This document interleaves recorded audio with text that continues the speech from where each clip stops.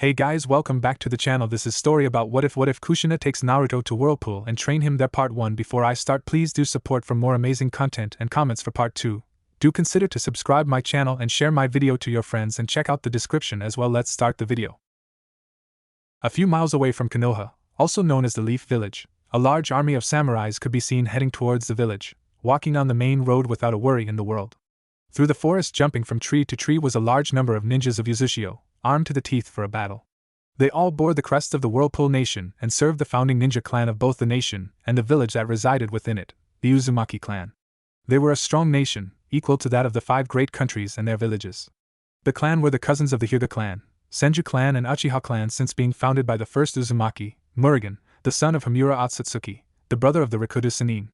The samurai wore specially designed armor with Uzumaki seals, protecting them from almost all ninjutsu. The ninja with them were a special division of the Uzushio's Anbu, called the Kurokashi. In the center of the army was a carriage that carried none other than the Whirlpool daimyo Toshio Uzumaki and the former Nidaime Uzukage.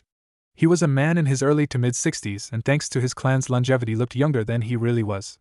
He had a dark red beard that went down to his neck and gray/red hair that went down his neck and covered his ears and a little bit of his forehead and dark blue eyes. Walking alongside the carriage was a tall man, who was perhaps in his late 20s. He wore a long black coat that had long sleeves with red shoulder pads and arm bracers over it, and had a zanbato that was about 150 centimeters long strapped to his back. His spiky red hair went down to the center of his back and his blue eyes were very intimidating. He was the oldest son of Toshio Uzumaki, Hysen Uzumaki, also known as the Sorigami, Sky God, and the Yandaime Uzukage of Uzushio, as well as the current head of the Uzumaki clan. The sword he wielded, that had a smooth black handle with yellow lines going over it as an X, was called the Koken, Yagarasu, Black Sword, Night Raven, one of the many tools forged by Murugan. Both men had a look of absolute anger on their faces. Then Toshio turned to look at his son. Hysen, take some of our men and go ahead of the army, informed the guards of our arrival. Hysen nodded and went ahead, with several ninjas following in pursuit. Toshio looked behind him at another carriage that was being carried as well. In there was a young woman, who appeared to be in her earlier 30s or so. She had long red hair that went down to her knees, deep blue eyes and smooth skin. She wore a blue kimono that had dark blue lines across it that looked like waves. The woman's eyes were hardened, set directly on Konoha with only one thought in mind, Naruto. Back in Konoha, the village remained unaware of the approaching force that was heading towards them. It had been 3 years since the Kyuubi's attack and the death of Minato Namikaze, the Yandaime Hokage, who gave his life to seal the demon into his newborn son Naruto. It had also been 3 years when Kushina Uzumaki, Minato's wife and Naruto's mother, died as well. Naruto Hiruzen, reinstated Sandaime Hokage, thought to himself as he looked out the window of his office, thinking that he should have been the one to have done the sealing. When word got out that Naruto was the new Jinchuriki, there were immediate calls for his death by many. And from some, the more militaristic kind, wanted to use him as a weapon. Hiruzen sighed as he wondered what Minato would be thinking now, how his son, who should be treated like a hero, was instead treated like a plague. True, he himself had tried his best to take care of Naruto in honor of his successor, since he knew that Naruto was not the Kyuubi. But with his duties as Hokage, it was not so easy a task, especially when trying to keep the civilian council, Fugaku Uchiha, and the elders away from Naruto. Suddenly a cat mask wearing Anbu appeared before Hiruzen's desk, bringing him out of his thoughts. The Anbu was a woman, if the long purple hair gave any indication. Hokage-sama, news from the northern guards, the Anbu reported. Getting serious, Hiruzen turned around with a hard look on his face. What has happened? He said with the voice of a hardened veteran. A small group, about 3 squads, of Yuza Anbu have appeared at the gate. They're being led by the Uzukage Hysen Uzumaki and demand an audience with you, the cat Anbu replied. Hiruzen paled at the name. He had met Hysen a long time ago, during the Third Shinobi World War, when Konoha and Uzushio were doing a joint operation against a large force of Iwa Nins that were threatening to attack the Fire Country from the rear, a risky strategy but an unexpected one. It would have indeed caught Konoha off guard. However, when everyone was getting ready for a harsh battle, it was Hysen who took the Iwa force all on his own. Hysen was a rarity, having been born with 3 natural chakra natures, water, wind and lightning in that order, but he had a high control with water release. He was also probably the second person in history who could control the water molecules in the air, second only to Tobirama Senju, the Nidaime Hokage. But his prowess with all 3 elements were high, so much that he could even control the weather, thus earning him the name Sorigami, Sky God. He took the position of Uzukage before Minato took the Hokage seat, and he proved his skills when he managed to defeat the Yellow Flash in a friendly spar, which Hiruzen bared witness to. Another concern was why were they coming here now? The Whirlpool country had cut all ties with Konoha since Kushina's death 3 years ago. Perhaps they were finally coming for Naruto, since with Hysen as Yuzukage and Kushina dead, Naruto would be next in line for the throne as the Whirlpool daimyo. However, that would bring up complications in Konoha. Danzo and his former teammates would want Naruto to remain in Konoha, because of the Kyuubi, and in order to gain both the civilian and shinobi support they would reveal Naruto's father. And with how loved Minato was, Hiruzen had a good idea that the people of Konoha would fight for the Yandame's son. But right now the old Hokage had to deal with the current situation. Turning back to the Anbu, he said, "Are there any Anbu at the gate with them?" The cat Anbu nodded. "Hi, Hokage-sama, Tenzo is there right now, trying to calm the guards and the Yuzanines down." Hiruzen nodded. Tenzo, despite not really knowing anyone from Whirlpool, was a man who could keep them calm until the Hokage had more time to assess the situation. "Very well, I want you, Tenzo, and a squad of ANBU to escort them here ASAP. Understood?" The ANBU nodded and disappeared, leaving Hiruzen to his thoughts about the current situation. Finally, after a few minutes to think, he said to no one, "Dog." Soon another ANBU, a male with silver hair and wearing a dog mask, appeared. The dog mask he wore hid his face, but you could tell he was a serious ninja. "Hi, Hokage-sama?" Without stopping, Hiruzen said, "I want you to find Naruto Uzumaki and bring him to my clan compound for the time being. Is that understood?" "Hi, Hokage-sama," Dog said before disappearing as well. Hiruzen sighed as he leaned in his chair. "I'm getting too old for this crap." With Dog, aka Kakashi Hatake. After leaving the Hokage mansion, Kakashi dashed through the roofs of Konoha, searching for the blonde Jinchuriki. His first destination would be to head towards the orphanage that the boy stayed at, but he knew that the matron of the place would frequently throw Naruto out into the streets, so chances of him being there were slim. Nonetheless, Itachi made a shadow clone to check the orphanage while he continued his search throughout the village. The best way, Kakashi figured, was to look for any large crowds of people. Usually Naruto's presence caused people to become angry since they mistook him as the Kyuubi in human form, thus formed large mobs to chase him. So Kakashi spent the last few minutes searching for any signs of suspicious activities when he suddenly saw several blurs passing by him, so fast that not even his implanted Sharingan could keep up with their movements. Still, he managed to figure out what direction they were heading towards and so followed them. After a minute or so, Kakashi lost sight of them and suddenly heard blades hitting flesh, followed up by the screams of people, which then turned to silence. He stopped his running to go and investigate when he once again saw the blurs leaving from the alleyway, heading straight towards the mansion. This time his Sharingan noticed that 2 of the blurs were carrying something or someone. They were both kids, no more than 3. One was a boy with blonde spiky hair with tan skin. The other was a girl with pale milky skin and blue hair shaped into a Heim style. Kakashi soon recognized who they were. Shit, he thought to himself as he made off after them. Hokage Mansion, Council Room. It didn't take that long for Hiruzen to send out word to the council, both shinobi, civilian and elders, to arrive for an emergency meeting, stating that lateness was not an option. The Hokage usually didn't mind if people weren't on time as long as they didn't dilly-dally. But if the Hokage said he had no time for lateness or tardiness, then everyone in the council knew it was serious, hence why they arrived to the council room quickly. Many of them were shocked to see the daimyo of Whirlpool along with his son and a woman whose face was covered by a veil. Several Uzu and Bu of its Kurokishi division had their arms behind their backs while guarding the daimyo and his son. Like all ANBU in any village, these ninjas wore masks to cover their faces, thus hiding their identity. However, these ANBU wore plain black masks with kanji symbols on them in red. Along with that, they wore light black chest armor, metal guards and leg guards. Underneath all that was dark blue clothing, including a hood and black gloves. Strapped to their backs were swords, mostly ninjato. Also strapped around their left sleeve was a symbol of Yuzushi Ogakure. And finally around their necks was a necklace with a black round circle with silver lines forming a swirl, a symbol of Yuzushio's founding clan, the Uzumaki clan. The Kurokishi division of Yuzushio ANBU specialized in seals for combat, and were feared greatly by many, especially those who have seen them fight with said seals either on their bodies or weapons. The way they stood behind the 3 people silently was unnerving even for the clan heads. But if you asked why the fire daimyo allowed his counterpart to bring such a large force with him into his country until they saw the signed paper from the fire daimyo, granting Tashi to enter his lands for whatever reasons he had. Deciding to cut the tension that was growing in the air, Hiruzen made a noise with his throat to get everyone's attention. "Now before we start this meeting, I would like to welcome Tashi-sama, Hysen-sama and..." Hiruzen gestured to the woman sitting beside the daimyo. Tashi Uzumaki sent a silent glare towards the old Hokage, a glare capable of making the god of shinobi flinch a little. "This woman is the reason why we're here." That along with the fact we were apparently lied to about a certain event that happened 3 years ago. This made everyone look at each other, trying to figure out what happened 3 years ago. The only thing that came to mind was when the Kyuubi attacked, causing many deaths such as the Yondaime Hokage. Hiruzen was starting to wonder if they really did find out about Naruto. He along with the clan heads and other top jonins could practically sense the malice coming off the daimyo, his son and the mysterious woman. I'm afraid I do not know what you're talking about.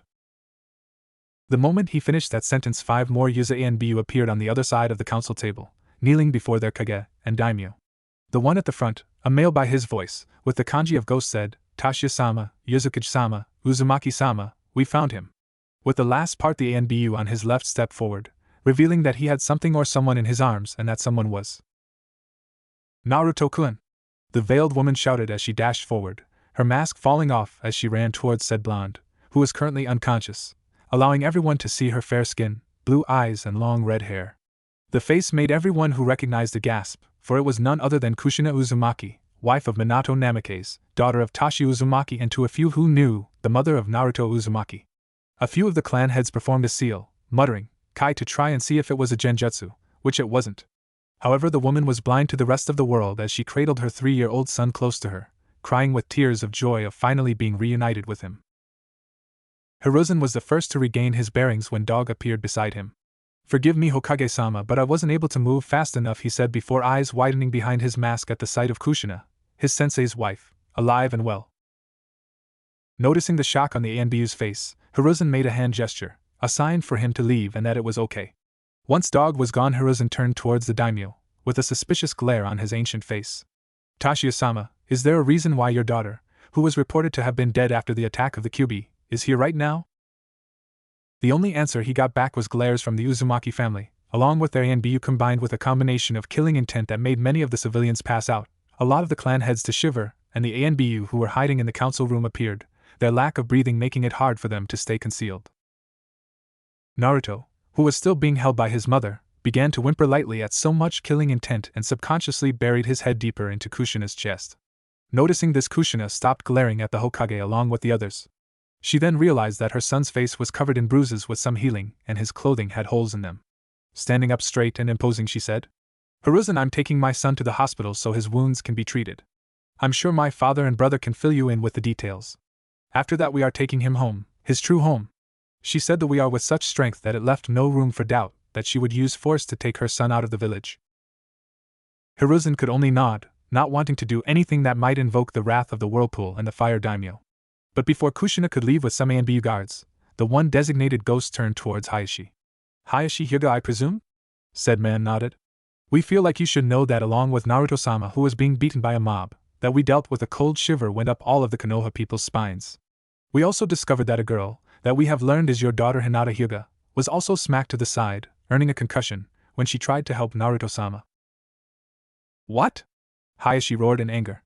Despite his strict and emotionless outer appearance, Hayashi cared deeply for his wife and daughters, and the mere thought that one of them was hurt so badly angered him, especially after the loss of his brother a few months ago due to an incident when Kumo tried to kidnap Hinata, thus causing Hisashi's death and his son, Niji, to hate the main branch. He looked at the Hokage. Hokage-sama, I ask permission to inform my wife of what has happened to Hinata. Hiruzen nodded and everyone watched as Hayashi left the council room, soon followed by his 2 Hyuga bodyguards. Then Kushina, along with half of the Yuza ANBU, carrying a still asleep Naruto, left soon after, leaving Tashiya and Hyson to deal with the council, not that they mind however. Now Tashiya said as he sat back down, followed by his son. As Hiruzen asked, you're all probably wondering how my daughter is still alive. The clan heads nodded. I will tell you to the best of my abilities since Kushina is the only one to recall what happened. She said that while Minato had taken their son, Naruto, to use to seal Kyuubi during its rampage. However, a few hours later, a doctor, whose name she didn't know, came in with her son's corpse. There were a few gasps here and there, and the Hokage's eyes widened. Her grief of losing both her son and husband in one night, combined with the emotional and physical drain she went through during birth, put her into a state of depression that she left the village without a second thought. But how can this be? When I arrived to the sealing area at least an hour after the sealing was done, I found the body of both Minato and Kushina there along with Naruto, who was just infant. Tashiya glared at the Hokage. Well, then it is clear that someone wanted Kushina out of the way so Naruto could remain in the village. He said as he glared at Danzo, with only his son and the Hokage catching the sudden glance. Anyway, it matter not, we have come here for Naruto, and once he has recovered we shall be heading back towards Whirlpool, no discussions. This time Danzo stood up, an annoyed look on his face. I'm afraid that isn't possible, we cannot allow you to take young Naruto. Having heard enough of this conversation over the demon brat, one civilian council member spoke up. Excuse me, but why would we want to have the child here anyway? He clearly isn't liked here, so why keep him? He said in a manner that hid his disgust of the child for nothing more than holding the QB. Danzo smirked, now playing his trump card. As I'm sure you all have noticed, Naruto is the son of both Kushina Uzumaki and Minato Namikaze, thus making him the son of a Hokage. All the civilians rose up and roared in denial. The clan heads just sighed, knowing this was to come, since they already knew that Minato and Kushina were married. Enough! Hyson yelled, nearly shaking the room and causing all talking to cease. It matters not if he is the son of one of your Hokages. He is an Uzumaki and the rightful heir to the throne of the Whirlpool nation, seeing how Kushina Nichin will take the throne after my father, and thus Naruto will follow after, since I have taken the position of Uzukage and thus cannot become daimyo. Furthermore, his mother, Kushina Uzumaki, is now his rightful guardian and thus is allowed to take him out of this village unless you wish to bring forth the wrath of both the Whirlpool nation and Uzushigakure. That made everyone think carefully of their next words. True, they were known as one of the greatest shinobi village, but that was because their village was founded by Hashirama Senju, the strongest man of his time and perhaps even now. But the creation of the village was thanks to the Uzumaki clan, who helped the Fire Country fund the creation of Konoha.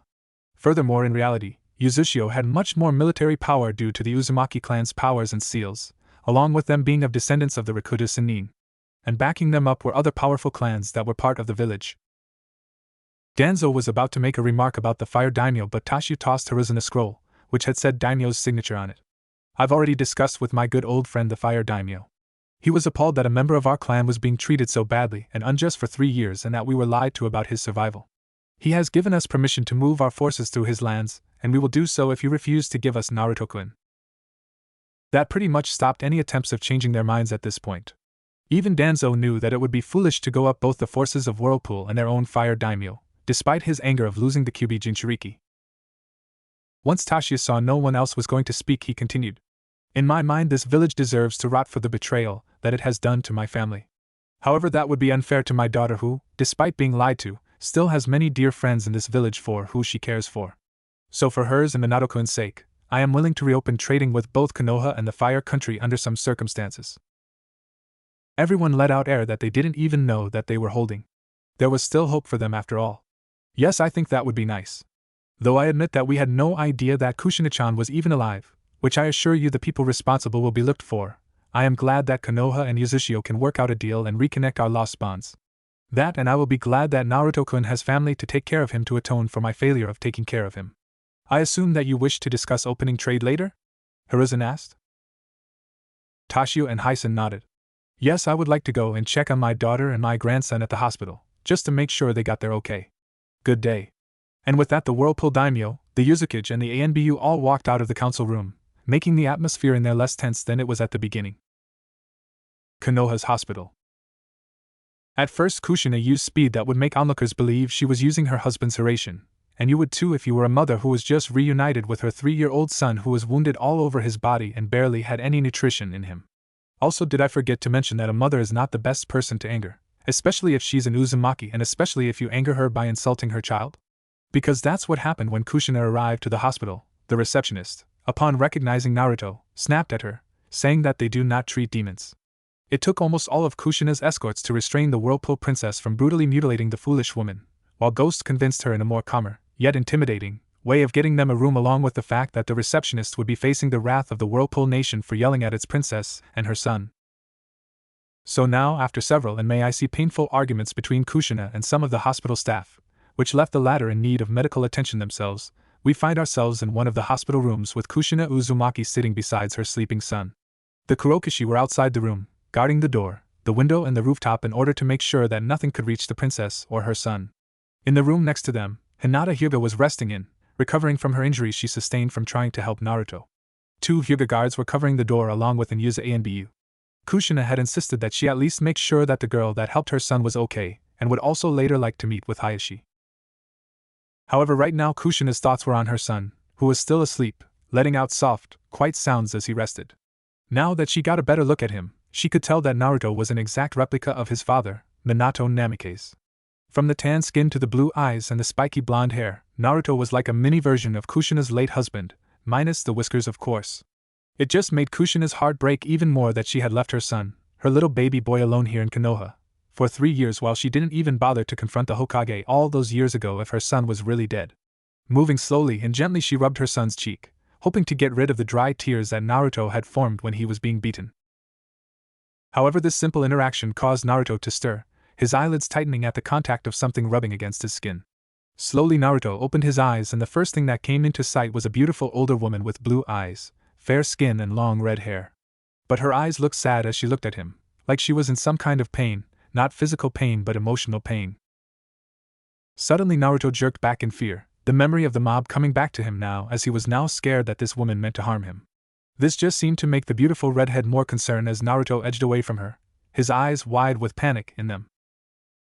Kushina could see the fear in her son's eyes, but it was natural for him to be worried of where he is after just waking up from a terrible attack. So slowly Kushina leaned towards her son, speaking in a soft voice. "It's okay, Naruto-kun.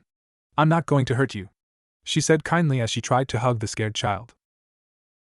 Her voice was very soothing, Naruto noticed as he listened, and the kindness in it almost made him believe her. But he had been subjugated to much cruelty that he was unsure if he could trust this woman. So he weakly said, "Why, you're not going to hurt me?" he squeaked. Kushina shook her head slowly, her arms still out towards her son. "Never, I would never ever hurt you, Naruto-kun. You mean everything to me, my Soichi." Naruto's heart stopped at the last word.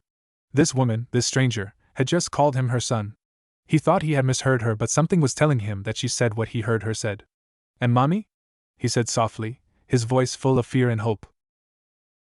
Kushina could only nod, a smile on her face and tears of joy running down on her cheeks when Naruto finally embraced her, burying his face into her chest, letting out his own sobs of joy as Kushina wrapped her arms around his tiny form. For a moment the room was quiet with the exception of the mother and son's sobbing of finally being reunited after so long. As they hugged, Kushina kept whispering, "I'm sorry, Soichi. I'm sorry for leaving you. I'm so sorry," she said between sobs. The honesty and regret in her voice made Naruto truly believe that she never meant to leave him, and that just made him cry louder as he tightened his grip on her kimono. The reunion lasts for a few more minutes, both people in complete happiness that not a single author could describe in a lifetime. Once both had calmed down, Naruto, while still buried in his mother's hug, looked up at Kushina shyly. Are you really here to stay?"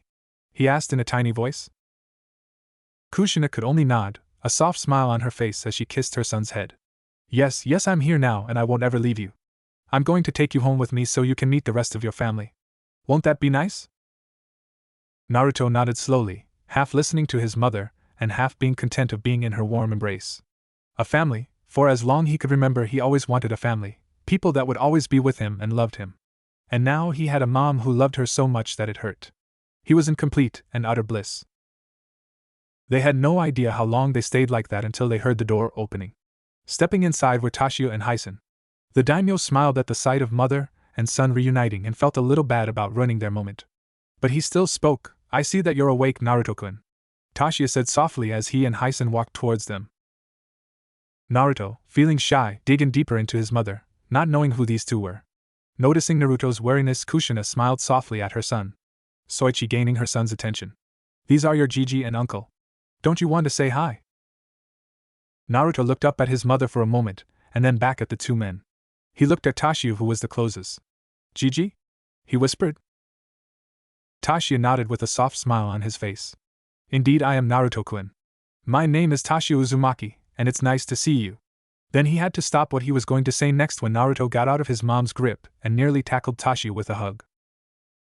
Sniffling a little into his kimono, Naruto murmured, "Tashio Gigi," as he tightened his grip on his grandfather's kimono while Tashio just smiled softly and rubbed his grandson's back. Hyson rustled his nephew's spiky hair affectionately. Naruto smiled at the fact that he was now surrounded by family when he spotted something coming out of the ground, causing the Naruto to yelp in shock. After hearing his cry, the three adults spun around. In front of them was a regular-sized man wearing a black cloak with a hood covering his face, but you could tell he had green skin. The man took off his hood, revealing his red eyes, and soon got to his knees before the family. "Tashio-sama, forgive my intrusion, but I bring news about the council and Konoha," the man said with a monotone voice. Tashiya nodded before looking back at Naruto, who was being calmed down by his mother. You have nothing to fear, Naruto-kun. This man is a long-time friend of our clan. His name is Yujin, and he was the one who informed us about your survival, he said with a smile. It's true, Yujin had served the Uzumaki clan since the clan's founding. The reason was because the Rikudo Sennin, Zayden, gave him life. However, after his creator's passing, Yujin fell under the command of Rikishi Uzumaki, serving the clan for generations. And thanks to his molecular manipulation, Yujin has served well as a spy, assassin and scout for the clan, the village and the nation. Thanks to his control over molecules, he could switch his organs with new materials so that they wouldn't decay or cease working. Naruto looked at his grandfather, then at Yujin and finally at his mother, who gave him a reassuring nod. Naruto turned back at Yujin and waved his hand shyly. In response, Yujin did a bow towards the young Uzumaki. It is a pleasure to finally meet you, Naruto-sama. But back to the subject at hand, I bring news of what I heard the Konoha Council spoke of as well as other information that I've discovered. Tashiya nodded, and once Kushina had managed to reassure Naruto that she would be right outside the room, did the three older Uzumaki and Yujin left to discuss what Yujin had found out. Once they were outside and all four of them were out of listening length, Yujin began reporting what he had discovered. I shall first begin with the conditions that Tashiya-sama gave to the council, Yujin said as he pulled out a scroll. They agreed to fire the matron of the orphanage that Naruto-sama was at, as well as bring her before Kushina-sama for interrogation.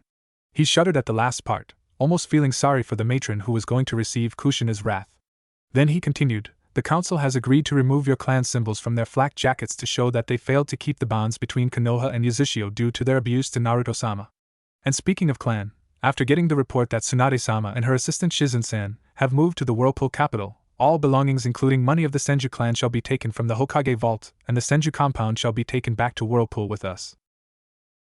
It's true, Tsunade, the only known remaining Senju as well as the granddaughter of the Shodaime Hokage, Hashirama Senju, had left Konoha a long time ago after the death of her younger brother and lover, taking her lover's niece with her.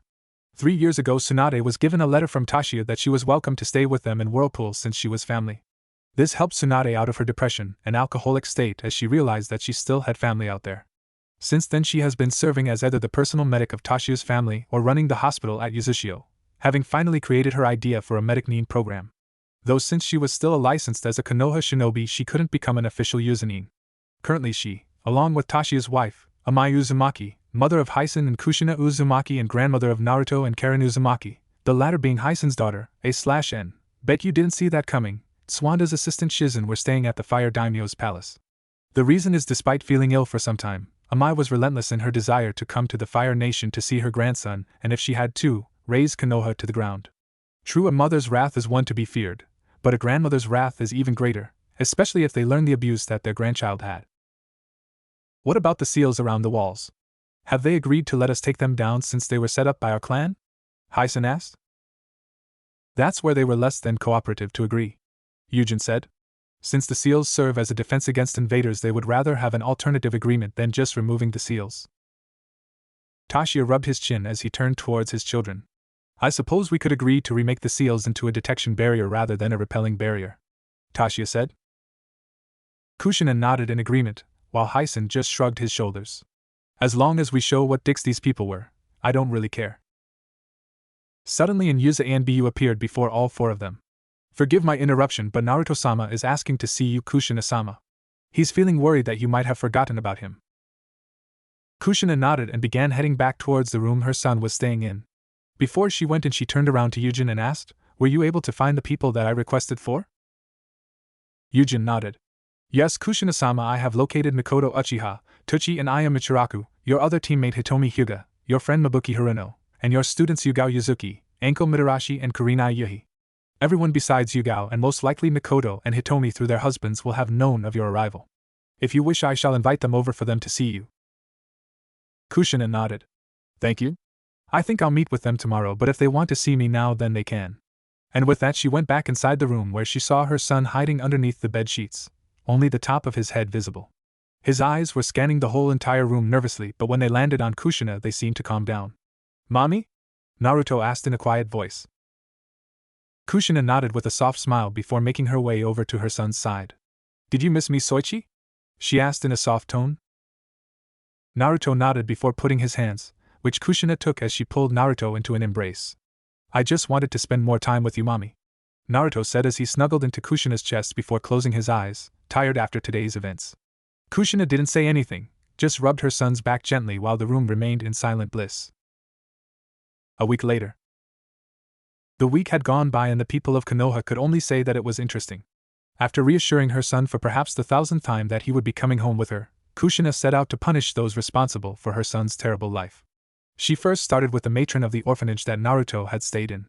The damage that was done to the older woman were so bad that it was most likely that her body would never be able to function properly again.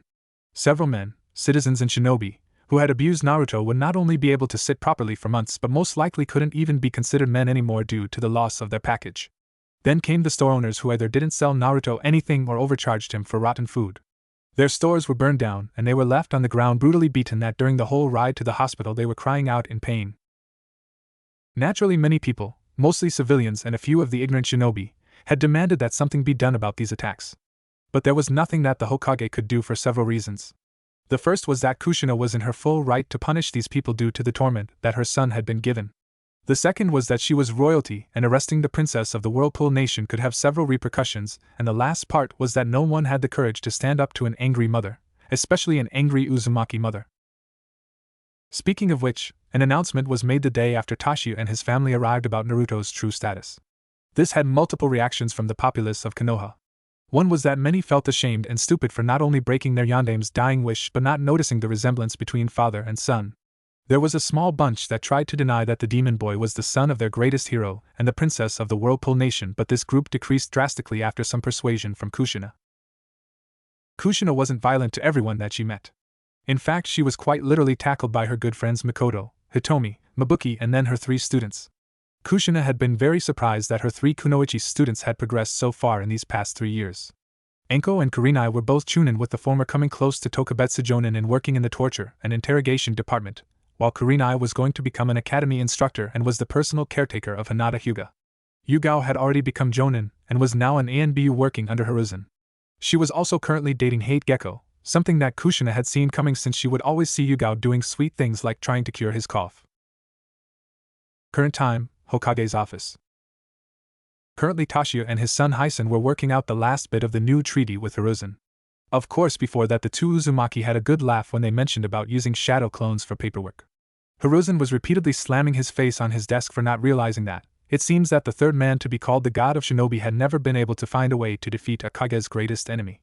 Of course once that was done they could finally finalize the treaty by signing it. When suddenly there was a huge explosion from the northern gate. The 3 people immediately stood up just as a Konoha and Yuzushio ANBU appeared. Hokage-sama! Tashio-sama! Hyson-sama! What happened? Hiruzen asked his ANBU. A woman arrived at the gate and without a word to the gate guards and then literally knocked down the steel gates. She is currently going on a rampage within Konoha. Anyone that tries to stop her is brutally knocked to the side. But we managed to spot Tsunade-sama and Shizen-sen accompanying her. The moment he finished that sentence, Tashio let out a loud, exasperated sigh while Hyson was rubbing the back of his head sheepishly. Even the Yuzushio ANBU let out a nervous chuckle. Realizing that all eyes were on them, Tashio sighed again and said, "It seems that Amai-chan lost patience and decided to come to Konoha herself." With that sentence Hiruzen paled considerably. He was well aware of the Uzumaki infamous anger, and Amai Uzumaki probably was the most notable member of her clan that possessed it. When she went on one of her rampage there are a few to almost no one who can stop her. It was at this moment that he was glad that he now learned the secret to defeating paperwork, because he was sure that whatever damage that Tashio's wife was about to cause would come back and hit him hard. "Tashio-sama, since this is your wife, could you?" The Hokage hadn't to complete that sentence because Tashio, Hyson and the Yuzushio ANBU had already departed in a wind junshin. Konoha Hospital. Guess mom got tired of waiting.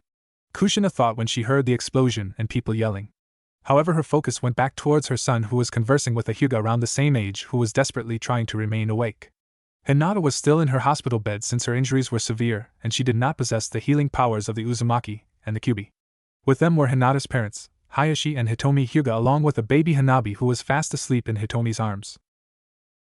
Ever since finding out that Hinata tried to save him from the mob, Naruto had been constantly asking to see her and thank her for being one of the few people to help him, besides Tochi and Ayam, both preparing to leave Konoha and come to Yuzushio since Hyson gave them the offer of departing Konoha with them. It was a way of thanking them for being one of the few people that cared for Naruto. Of course, they were glad to be given the offer and were starting to become sick and tired of the abuse that the young blonde head had been getting over the years. Besides that, Naruto seemed to be getting along with Hinata, though he was still confused of why she was so red. Oh, when Mom learns of this, she's going to start playing matchmaker. Kushina thought, knowing that her mother was infamous for her matchmaking skills, and she would spoil both Naruto and Karen rotten since they were her grandkids. And just on cue, there was loud noises outside the door, getting higher and higher. Kushina recognized them as her mother's and the two Hyuga guards, and she decided to head out there before the guard received any unnecessary injuries. As she reached the door, her father's voice came into play, and with that the shouting died down greatly. Then Kushina opened the door, and the first person to enter her and Naruto's view was Amai Uzumaki, Kushina's mother and Naruto's grandmother. She was almost like an older version of Kushina, with long dark red hair. Like Tasha, she had a few wrinkles, but only a few for people to think she was younger than her actual age. Her eyes were blue, and she wore a blue kimono with the Uzumaki clan symbol on it. She also had blue earrings dangling from her ears as well. Kushina. There you are, Amai said, turning her attention from her husband. I've been looking everywhere for you. Kushina just sighed at her mother's energetic personality. Of course, I guess I'm not one to talk, she thought to herself before looking down at her son, who was still looking at Amai with a curious face. Ne Soichi, this is your Bachan. The word Bachan woke up Naruto, and he suddenly sprinted towards Amai, tackling her with such force that he could have brought her down if it were not for their difference in size.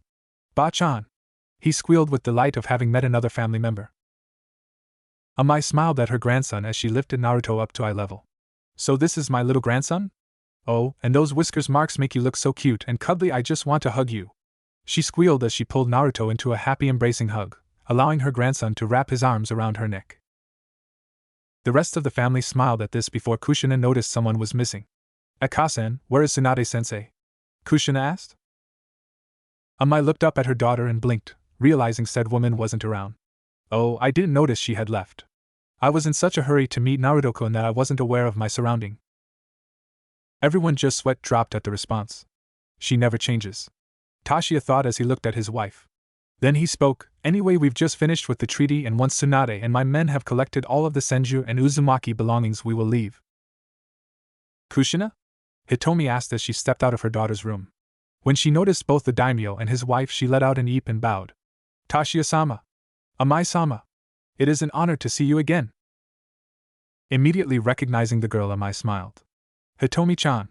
It's good to see you again too. You've grown since I last saw you, she said as she handed her grandson back to Kushina and gave a motherly hug to the Hyuga matriarch. Their position actually put Amai in a spot where she saw both Hayashi, who was holding Hanabi, and sitting beside Hinata, who was still in her bed. Hayashi-kun, is that you? Amai's family watched as she went into the room and began conversing with the Hyuga family, and was soon joined by Kushina and Naruto, the latter wanting to spend some time with his grandmother. That just left Tashu and Hyson, the latter looking at his father. So how long do you suppose it will take until Kasan starts going into matchmaker mode when she sees Naruto and Hinata? Tashiya rubbed his temples, almost forgetting his wife was infamous with that. Knowing her probably soon if she's in the same room as those two. And as if right on cue they heard these two make such a cute pair, from Amai, causing both Uzumaki males to sweat drop. Tashiya sighed while Hyson turned around and walked away, saying, I'll let Yujin-san know to have the men prepare to leave. If we don't, then Kasan will be hell-bent of having those two getting married now than later. Agreed, Tashiya said, but at the same time an idea began to worm through his head, something that made him think that his wife's personality might be infectious. Naruto-kun, please don't eat so fast. You'll make yourself sick like that. Kushina scolded her son as he was devouring every single piece of food in sight. While she was doing that, the rest of her family, including Tsunade and Shizen, were either discussing about some other topics or watching in amusement at the interaction between mother and son. It had been 4 days since they left Konoha, 3 days walking to the port by land and a day at sea heading towards the Whirlpool Nation. During that time, Naruto was able to interact with the shinobi and samurai that had accompanied them and was already having a positive effect on them. Apparently, finding out you had family that loved you so much that it was suffocating had that effect on a 3-year-old boy. And combined with Naruto's usually positive personality just made it impossible for the soldiers and servants not to be fond of the young prince. He also possessed the selfless and kind characteristics that all Uzumaki have, such as when he did not want to force himself on the servants. Everyone had a good feeling that Naruto would grow into a fine young man. Then there was the meeting between Tsunade and Naruto. At first, Naruto was a little bit shy of meeting a new person since in the past his usual meetings didn't really go so well. But thanks to some encouragement from his mother, Naruto managed to greet Tsunade, with the first thing he said to her was, "My mommy is prettier than you." This was due to Naruto's belief that his mother was like a goddess compared to other women. This caused several reactions from the people gathered. Shizen and Amai giggled at the comment, while Tashio smirked and Hyson rolled his eyes. Kushina made to scold her son for saying something rude to Tsunade, but said woman shook it off with a laugh, saying that it was understandable since she had thought the same thing with her mother and grandmother. During the ride from Konoha to the port where they would take the private ship of the Whirlpool daimyo, Naruto had bombarded his mother, uncle and grandparents with questions, like what was Whirlpool like? Were there ninja there? How big was their clan? Did they have any kind of cool abilities like the clans in Konoha? And why did they all have red hair, and if he could have red hair too? Despite all the constant babbling from Naruto, his family were only more than glad to answer his questions since he would most likely needed to be educated in both ninja arts, politics and society. Back to the present moment, as mother was trying to slow down her son's eating, a samurai approached Tashio, who was sitting beside Tsunade bending down so only the daimyo could hear, whispered, "My lord, the guest has awoken." Tashio's eyes narrowed, knowing who he was referring to. Nodding, he made a signal to Tsunade, seeing how the guest had a history with the Slug Princess. Informing the rest of their family that they would be back shortly, the two made to the bottom of the ship, where several samurai and Yuzanines were stationed at different areas of a long hallway. They made way for the Uzumaki and Senju/Uzumaki until they finally reached a cell with bars and chakra suppression seals placed all around the cell. Inside, on his legs and waking up, was a tall man wearing a red haori on top of a green shirt and mesh armor.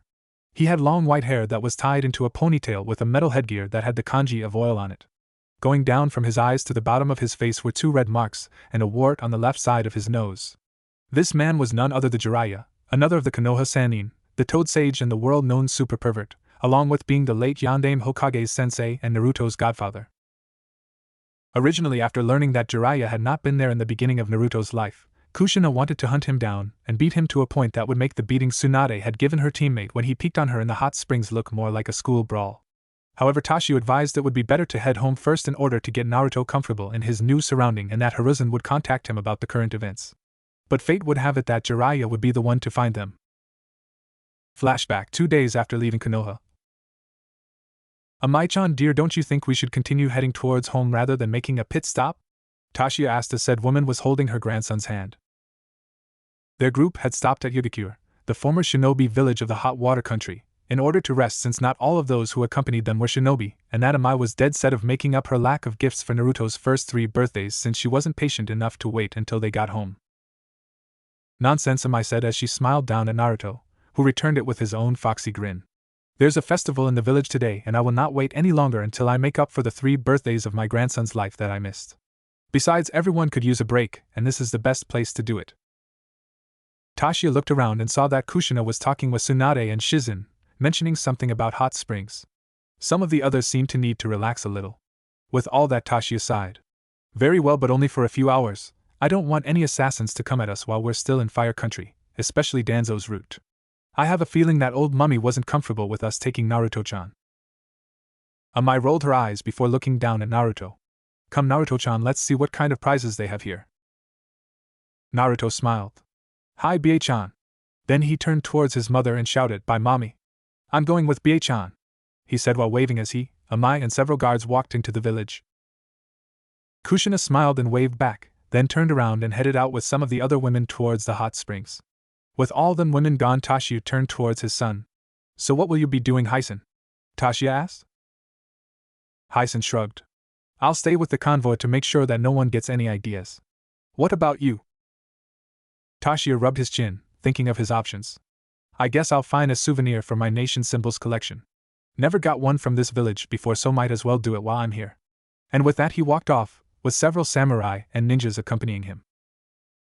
Back with Naruto, the boy had already spent 15 minutes with his grandmother, and was already having the time of his life. Back in Konoha he had never gotten the chance of going to any of the festivals because the villagers would always yell or throw him out, so he was doing so many things at once that you would almost think there was 10 of him.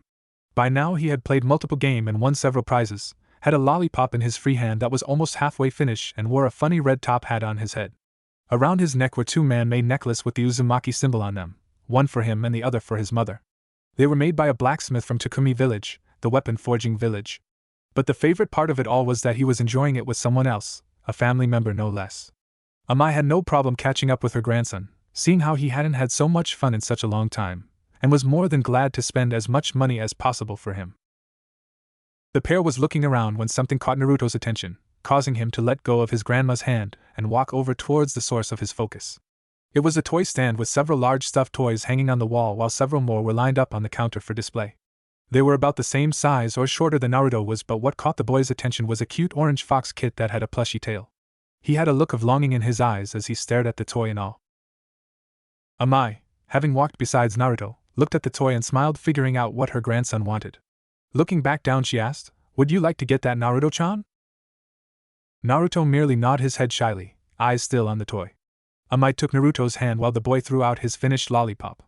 As they walked up to the stand, the owner, an elderly woman wearing a simple brown kimono. Besides her were two younger people, a boy who appeared in his teens and had short black hair and wore a short blue kimono, while the other was a girl with long brown hair and had a green kimono. The older woman noticed Amai and Naruto walking up to their stand and smiled at them. "Hello there, do you see something that you like?" she asked them, but it was more directed at Naruto. Naruto didn't say anything, just continued to stare at the stuffed fox. It was Amai who responded. "Yes, my grandson is interested in that toy right there," she said, pointing at said toy. The owner looked up and smiled and soon had the boy, her grandson as it turned out, grabbed the toy and handed it to her sister so she could dust it off a bit since it was hanging up there all day and collected a bit of dirt on it. She was going to wrap it up next, but Naruto just wanted it how it was. So the teen handed the stuffed fox to the blonde head while Amai paid for it. "What do you say, Naruto-chan?" Amai asked her grandson. Naruto, who had already begun hugging the toy with joy, looked up at the owner. "Thank you," he said in a cheerful voice. The older woman just smiled back and wished them a good day. As they were walking, Naruto looked up at his grandmother. "Ba-chan, can I go and show mommy what I got?" he asked in a cute voice. Amai smiled. "I don't see why not." She turned towards one of their guards. "Do you happen to know where Kushina-chan went to?" she asked in a kind voice. Amai Uzumaki, like all members of their clans, was raised to not act in a superior manner towards others because of their status. They treated everyone, servants, allies, friends, and even enemies, with respect and equality. This is what made the Uzumaki clan so well loved and respected by other clans and villages. Even their enemies had to admit that their non-arrogant attitude was something to be commended. The samurai bowed. "I believe Kushina-sama, Tsunade-sama, and Shizen-sen mentioned something about going to the hot springs." Before anyone could react, Naruto made a dash towards said location, excited to show his mother what he got. He laughed cheerfully as any other child his age would as his grandmother and guards tried to catch up with Kushina. The buxom blonde known as Tsunade Senju let out a sigh of content as she sank deeper into the hot, refreshing water, while Kushina and Shizen were already relaxing. Around them were several other women, some visiting the festival, others passing by or from the village, all of them enjoying the nice, relaxing water that they were buried in. A few of them, however, were whispering to each other as they looked at the legendary Sannin and the princess of the Whirlpool nation. This, however, did not go unnoticed by the two said women and the older one's apprentice, but they ignored it as they were used to such things. "You know, no matter how much I think about it, Yubikyu's hot springs are on a whole different level than anywhere else," Kushina murmured as she stretched her legs underwater. "And their casinos," Tsunade said, which was soon followed by a familiar glint in her eyes. She looked at Kushina. "Speaking of which." Kushina sighed and shook her head. "No, sensei, we're not going to any casinos. The only reason we stopped here is because Mom wanted to begin spoiling Naruto-kun before we got home. You'll have to talk to her if you want to go and gamble." She smirked inside when she saw her sensei make a face in defeat. Despite being the strongest kunoichi and the greatest medical nin in the world, not even Tsunade was brave enough to go up against Amai Uzumaki. Hell, she doubt even her grandfather was brave enough to go against an Uzumaki woman, like his wife for example. "I'm still surprised that Hokage-sama allowed Naruto-kun to be abused like that," Shizen commented. She and her master had read through Naruto's medical files, which was so large that it needed its own shelf just to fit it all. While they were disgusted about how villagers treated an innocent boy, it was worse when Kushina read them.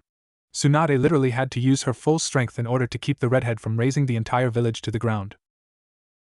Swanda sighed. Sensei was always the type of guy that had too much faith in the people of the village. Though while I'm sure that he did his best to protect the kid, but with those two old buzzards of teammates of his, along with that bastard Danzo, it probably wasn't easy. Before they could go any deeper into the topic, everyone was silent when they heard someone scream, "Mommy!" With Naruto. Naruto was running around the area of the hot spring, all of his prizes being watched by a samurai. He was upset that the receptionist wouldn't let him go into the ladies' side since men weren't allowed in there, but he didn't argue because his grandmother, who had caught up with him, said that the receptionist was only doing her job and following the rules. He still didn't get it, he just wanted to show his mommy what he won. What was wrong with that? Anyhow, that is how Naruto ended up exploring the outside area of the facility, since Amai didn't want to go any further because she didn't want bad people to get him. His mind began to drift off to their eventual arrival to his new home in Whirlpool. His mommy had said that the Uzumaki clan were the highest nobility since they founded both the country and its shinobi village. In fact, Naruto's grandfather was the current daimyo while Kushina was next in line, followed by Naruto.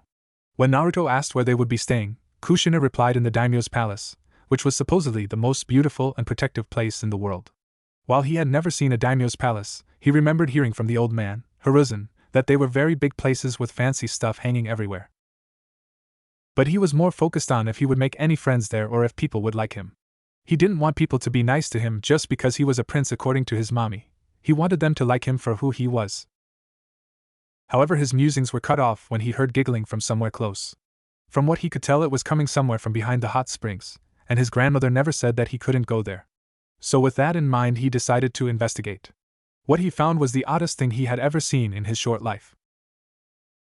It was a man that Naruto was for sure about. He had long white spiky hair that was tied into a long ponytail. On his head was a forehead protector with horns and had the kanji for oil written on it. He wore a red haori on top of a short green kimono that matched his pants. On his feet were red geta, Japanese sandals, and finally a large scroll was strapped to his back.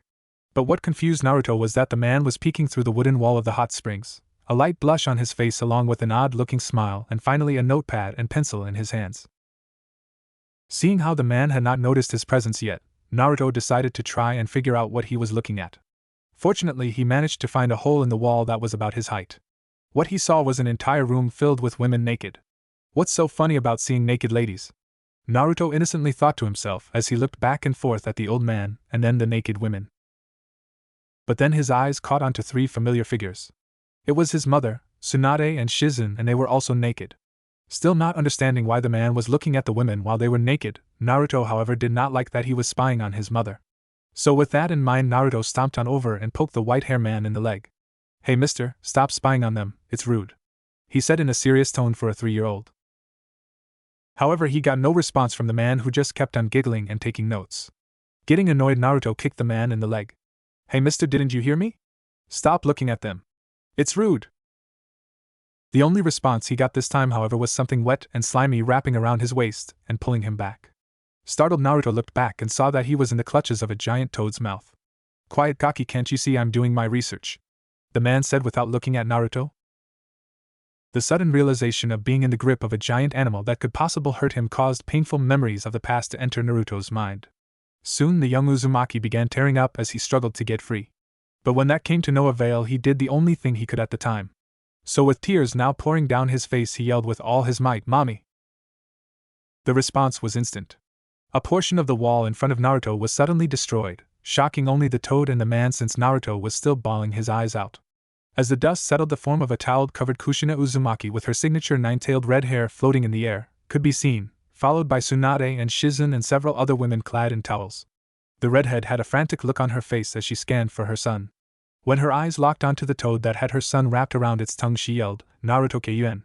And she followed it up with a powerful kick to the toad's face, sending it flying while releasing its grip on Naruto, who was promptly caught by his mother, and thus began crying into her shoulder. Tsunade, who recognized the toad as a summoning, had a tick mark forming on her face when she finally spotted the white-haired man, aka her ex-teammate Jiraiya, who had now gone pale as a ghost when he realized that not only had he been caught but that Tsunade had been one of the women he had been spying on. "Jiraiya, you Yarobaka! How dare you spy on us and harm an innocent child?" And before Jiraiya could even get a glance at the son and mother, he was pounced by both Tsunade and the rest of the women, screaming in terror as their righteous female fury struck his body. Flashback and current time. The outcome of it all was obvious. Once the women had finished beating the perverted sage into a pulp, Kushina continued the assault after learning that not only had Jiraiya scared Naruto with his summons, but also because Naruto was trying to stop the pervert from spying on them. Of course, this only earned Jiraiya more of a beating from the women again, since they were now angry that someone would try and harm an innocent child. Fortunately, the guards had finally arrived, apologizing profusely to Kushina for not realizing Naruto had wandered off. Then upon Kushina's order they arrested the now shell of the Toad Sage to bring back to Whirlpool for trial of both spying on the Princess of Whirlpool, harming her son as well as discarding his promise to take care of the boy over the past 3 years. That is where we find ourselves now, with Tashio and Tsunade waiting for Jiraiya to wake up. "Oh Kami, my head," Jiraiya moaned as he got up. "I feel like I just got trampled by several large toads." "I'm surprised that you recovered so fast, Jiraiya," Tashio said, catching the Toad Sage's attention. "A woman's wrath is not something to be trifled with." "Tashio-sama." Then he looked at the person besides the daimyo. "Tsunade-heim." "What? How?" "Well, currently you're being detained on Tashio-sama's personal boat heading towards Whirlpool Country after you got your rear handed to you again," Tsunade said as she glared at her former teammate, causing Jiraiya to shrink at the glare. "When we get there you'll be facing trial for your crimes against the Uzumaki clan. Pray that we don't leave the final decision in Kushina-chan's hands," Tashio added. Jiraiya's eyes widened at the name of his late student's wife. "Wait, Kushina is alive?" he yelled as he grabbed onto the bars of his cell. "How come she didn't stay with Naruto?" His answer was him getting lightly shocked from the seals attached to the bar, activated by Tashio. "Do not even think about changing the subject, Jiraiya," Tashio growled as he leaked out some killing intent.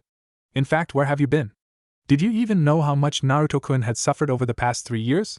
Kushina-chan nearly went on a rampage upon reading his medical files. You had better pray that either she or Amai-chan don't show them to him for Konoha's sake." Jiraiya and Tsunade both shuddered at who he was referring to. The person he meant was none other than Tashio's father, Sadahiko Uzumaki, the most powerful man in existence. His powers were greater than that of Hashirama Senju and Madara Uchiha, and some have said that he might be the reincarnation of the Rakuta Sennin, or at the very least his equal. The Uzumaki clan had settled in the Whirlpool Nation long before the birth of Hashirama and Madara, living in isolation and away from the wars of the other clans. But it was Sadahiko, who had become clan leader at 10 and daimyo by the age of 15. He also was the one who ended their isolationism and formed a truce with their cousin clan the Senju, as well as inviting the 14 other clans onto their land and making Uzushio that it is today. The Uzumaki male was not only a master of Fuinjutsu, but also Kenjutsu too.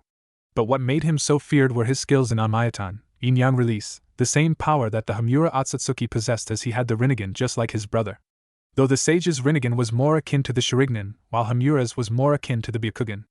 Using Anmayatan he could create anything from nearby such as the ground, water, tree, the air and even his own body, similar how Hashirama used his Mokuton. Along with that he could also use Yin Release and Yang Release, the two chakra natures that created Yin-Yang Release. And even to back that up, Sadahiko, the Shodaime Yuzukage along with the clan heads of Uzushio's other clans at the time were praised as the most powerful shinobis in Uzushio's history. Furthermore he was very, very loyal to his clan and friends. In fact, there was a story that once he single-handedly destroyed 2 clans for trying to kill his younger sister, Mito Uzumaki. They didn't even last a week when he found them, and the only survivors were the civilian members of the clan as well as children, since Sadahiko didn't like killing the defenseless or young. If Sadahiko learned what happened to Naruto, his own great-grandson, then Konoha would be razed into the ground. Finally regaining his composure, Jiraiya gave a defiant glare at the Whirlpool daimyo. "Look, I understand that you're angry, and yes, I did know that Naruto was having a hard life, but you have to understand that I couldn't take him with me. My spy network is important for Konoha to stay ahead of the other villages. I did send him money once a month so he could live on his own." That just made Tashio glare at the Toad Sage more. "If you knew he was suffering, you should have contacted me. The Uzumaki clan would never allow one of our own to be treated so horribly. But instead our own spies found out about Naruto's existence 3 months ago, when you could have just told us 3 years ago. What's your excuse for that?" Jiraiya cringed at that act. It was Minato's wish that Naruto would grow up to become a shinobi for Konoha. How could I deny the dying wish of my prize pupil? Furthermore, the other 4 great villages have at least 2 Jinchuriki. Allowing you to take Naruto would have destroyed the balance between the 5 great nations. His response was another shock of electricity from the security seals, sending Jiraiya to land on his butt. "The way you say it, Jiraiya, is like you see Naruto-kun only as a weapon. In fact, if I had to guess, I would have to say that you thought the same of my daughter and aunt when they held the Kyuubi in them." The mention of her grandmother being referred as a weapon caused Tsunade to glare at her teammate. "I will leave you for now, Jiraiya. And if you make any more excuses like Kakashi did, then Kushina will do the same to you that she did to him." Tashio finally added, remembering when Kushina had cornered the copy Nin one day, demanding to know why he wasn't there for Naruto. When Kakashi gave his reason, which was he was grieving so much after the loss of Minato, Kushina had literally punched him so hard in the face that he might have lost all of his teeth, and after that a serious scolding of learning to deal with the pain and taking responsibility. because she also grieved for the loss of her husband and child, but that didn't stop her from going on with her life. With that, Tashio and Tsunade walked out, leaving Jiraiya to his own musings. Several hours later. "Mommy, look! It's land!" Naruto shouted with glee as he stood at the front of the ship, pointing ahead at the first land he had seen since sailing. True enough, the land of Whirlpool was coming into sight. From their view, the people on the ship could see several tall mountains on the island, the sandy beach just a few miles ahead, and before that multiple jagged rocks with seals on them. But what stood out the most were the large whirlpools that spun around in the ocean. "Yes, Soichi, that's Whirlpool country," Kushina said gently as she grabbed a jumpy Naruto so he wouldn't accidentally trip. "That's home." Naruto's eyes widened as he looked back at the upcoming island with a look now of longing in his eyes. But that quickly changed when he asked, "But mommy, how will we get past the big swirly water holes?" Naruto asked, not knowing that they were whirlpools. Kushina just giggled before responding. "Those Naruto-kun are whirlpools, which is why the nation is called Land of the Whirlpools. And don't worry, they are man-made by the first female clan head, Oto Muzumaki. The whirlpools make a path for anyone of Uzumaki blood so that way we can enter while they protect the island as well. And if other people come, then we have sealing barriers that alert us on land, allowing barrier teams to control the whirlpools on our own." Naruto made a new sound, amazed of how powerful their clan was before looking out in front of him again. Sure enough, the whirlpools began to part in order to make a path for the boat to go on. Even some of the soldiers and servants, who had seen this hundreds of times, were still in awe at how the whirlpools moved upon the command of the Uzumaki clan. But to Naruto it was something much more, something that he always dreamed of: home. A home, with a family, people who love him and he loves them back as well. There was one thing that Naruto knew for certain: he couldn't wait to start his new life. Whirlpool Palace. Big, that was the only word Naruto could find in his limited vocabulary to describe the palace. As he held on to his mother's hand, his eyes were taking in every detail of his new home. The 5 large towers surrounding the 6th, and larger, tower in the center all had large version of the clan's symbols around them, followed by other strange markings that made the towers look unique. Surrounding the towers were multiple smaller buildings with a few connected via bridges. And around all of that was a large pearl white wall with multiple people standing on them, which his mother had said that they were the guards. But the amazing thing was that the entire palace was on an island within the nation with several whirlpools in the water surrounding it. The only thing connecting the mini-island to the rest of the country was a long road of dirt that Naruto and the rest of the convoy was currently riding on. However, Naruto noticed that there were some people missing, including his uncle. "Mommy, where did Uncle Hyson, Auntie Tsunade, and Shizen-ichan go?" Naruto asked as he looked at the red-haired woman. Kushina smiled as she pulled her son onto her lap, which made Naruto unconsciously snuggle into her. "Tsunade-sensei and Shizen went back to Yazushio with Uncle Hyson because they had to check the hospital. Uncle Hyson is bringing his family here. I'm sure your cousin Karen will be very excited to meet you, Soichi, since you two are about the same age." She didn't mention that Hyson had sent word to Hiruzen that Jiraiya had been arrested during their return to Whirlpool and would be held for trial for spying on the Whirlpool princess and assaulting her son. Furthermore, there might be a chance of Sadahiko making a visit to Konoha because of these events and of Naruto's treatment in Konoha. Truthfully, the wrath of the Red God was not a pretty sight, but Sadahiko would eventually find out because anything related to the Uzumaki clan was to be brought to his attention. Naruto giggled happily at the idea of finally meeting another family member his age along with the rest of the clan. In fact, he was so engrossed with speaking to his mother that he hadn't realized that they had passed the palace gate until Kushina lifted him off her lap. "Well, Soichi, we're here. Your new home." At the mention of home, Naruto excitedly bounced out of the carriage, taking his first steps onto the palace floor. He looked up and gasped at the reception waiting for them. Before him were hundreds of samurais, servants, officials, and even a few ninjas standing in perfect lines with banners high in the air. Not being used to so many people, Naruto began to feel shy and hid behind his mother, who had already gotten out of the carriage. Kushina just smiled at this as her mother and father joined them. "Well, what do you think, Naruto-kun?" Tashia asked his grandson. Naruto peeked his head out of his mother's kimono, looking at all the people staring back at him, looks of awe in their eyes. "Big," he whispered as his mother finally picked him up into her arms. Soon the group began walking towards the palace as the gathered people made way for the return of their lord, lady, princess, and the lost son. While they were doing that, their escorts were unloading the supplies brought with them, including the Ichiraku stuff. Time seemed to go by Naruto as his eyes took in every detail of the palace, both outside and inside, marveling at the beauty it showed. He didn't even notice that a servant had walked up towards the group and said to the elder Uzumaki members, "Tashia-sama, Amai-sama, yours along with Kushina-sama and Naruto-sama are requested in the clan meeting room." Sadahiko-sama has been waiting for your return and would like to discuss about what transpired at Konoha, the servant said. Kushina was surprised by this as she held tightly to Naruto's hand so he wouldn't wander off. Gigi is here? I thought we would meet him at the Tenzin. The Tenzin, Heaven Mountain, was a large, at least over 500 feet, single tower in the more isolated parts of the country. It was created when the Uzumaki clan settled on the island and isolated in order for privacy. The Tenzin's sole purpose was to act as a library, lab, archive, and to some a retirement home. Sadahiko had retired there for the rest of his days, in order to continue his hobby of knowledge since he could no longer travel around the world. He rarely comes out of the tower these days unless it is important. He only had a few other people with him since he did like to have company inside the large tower, though not a lot. I should have expected father to come here rather than wait for us at the Tenzin, Tashio exclaimed as he and the others began heading towards the meeting room. He always wants to know of new things concerning the clan and never has the patience to wait, he added, earning some agreements from the others. A few minutes later the group had arrived to the clan meeting room, which was a lone room with a wide table with several chairs surrounding it. Hanging from the walls were the clan symbols along with the heads of each of the 9 bijou. And there was a man at the other end of the table. The man was busy drinking a large cup of sake. He appeared around the same age as Hiruzen but with a mix of gray and red spiky hair with a ponytail going down his back. There was also a short red beard on his chin, which matched his red eyebrows. He wore a simple black kimono underneath a dark blue haori that he wore like a cape. The haori had the clan symbol on its back too. Leaning against the table was a staff with the clan symbol on the top of it. Also, unlike Hiruzen, he had less wrinkles on his face but a scar that went across his forehead and connected with another scar that went over his left eye, though he could still use said eye. When the man was done drinking his sake he looked towards the new arrivals, revealing his dark blue eyes. Yo, the man finally said. Tashio, what in Kami's name took you so long? I practically slept here waiting for you to come back. Anoka-chan is probably going to give me an earful when I get back. I even drank all the sake I was saving for you lot too. Tashio scratched the back of his head sheepishly while Amai pinched her nose, both of them annoyed at the laid-back attitude of the most powerful man in the world. Kushina merely giggled while Naruto stared quizzically at the old man. Mommy, who is that? Naruto asked Kushina.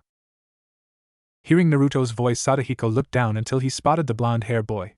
With a simple gesture of his finger, Naruto was suddenly lifted into the air, causing the young boy to let out a yelp as he realized his feet were no longer on the ground. Calm down, child, I just want to meet you, Sadahiko said as the other adults watched in amusement as Naruto slowly floated towards the elder Uzumaki while the others watched with amusement. A few seconds later Naruto was softly placed on the table right before Sadahiko. Uzumaki, said boy, still stunned about what happened, that he didn't notice Sadahiko studying him until the older Uzumaki began moving his finger towards him. So you're my great-grandson, Naruto, huh? Sadahiko said as he poked Naruto lightly on the left cheek. That seemed to annoy Naruto, and in response he bopped Sadahiko on the nose. Naruto-kun, Kushina scolded. Don't hit your Hijiji, she said. However, Sadahiko merely chuckled at Naruto. It wasn't a loud chuckle or manically, it was a simple, kind chuckle full of amusement. In fact, Naruto couldn't help but giggle in response, especially when Sadahiko gave Naruto a foxy grin and rustled his hair. I like you, kid, you definitely got the spirit of the Uzumaki, Sadahiko said as he rustled Naruto's hair a little bit more. Naruto nodded but then pouted. Hijiji, why does everyone in my family have red hair? He asked innocently. As Sadahiko and Naruto were discussing about topic of red and hair, Kushina was conversing with her parents. I'm glad to see Naruto-kun is getting along so well with Gigi, Kushina whispered to her parents. Tashio nodded as he took a brief glance at the 2 spiky hair people. Indeed.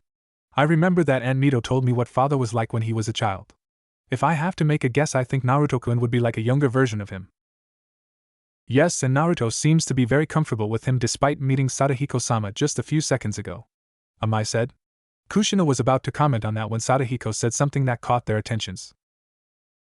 Oh, by the way, Naruto-kun, I got you gift, Sadahiko said and smirked when he saw the stars in Naruto's eyes. I'm guessing you would like it now. Naruto nodded excitedly. Sadahiko digged through his person and soon pulled out a book with a circle of 12 rings on the cover. Each circle had the kanji of each zodiac written in them. This is a very special book of mine, Naruto-kun, Sadahiko explained as he handed the book to the boy. Naruto had a look of awe on his face as he stared at the cover. And when you read the book, amazing things happen when you do, the elder Uzumaki finished. Naruto's look of awe turned into a sad frown, something that Sadahiko noticed. But Hijiji, I don't know how to read, Naruto said with a sniff at the end.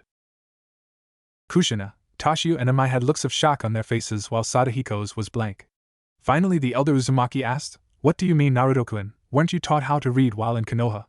Sadahiko asked. He was confused because all kids Naruto's age should know how to read and he had not been told of Naruto's treatment at Konoha.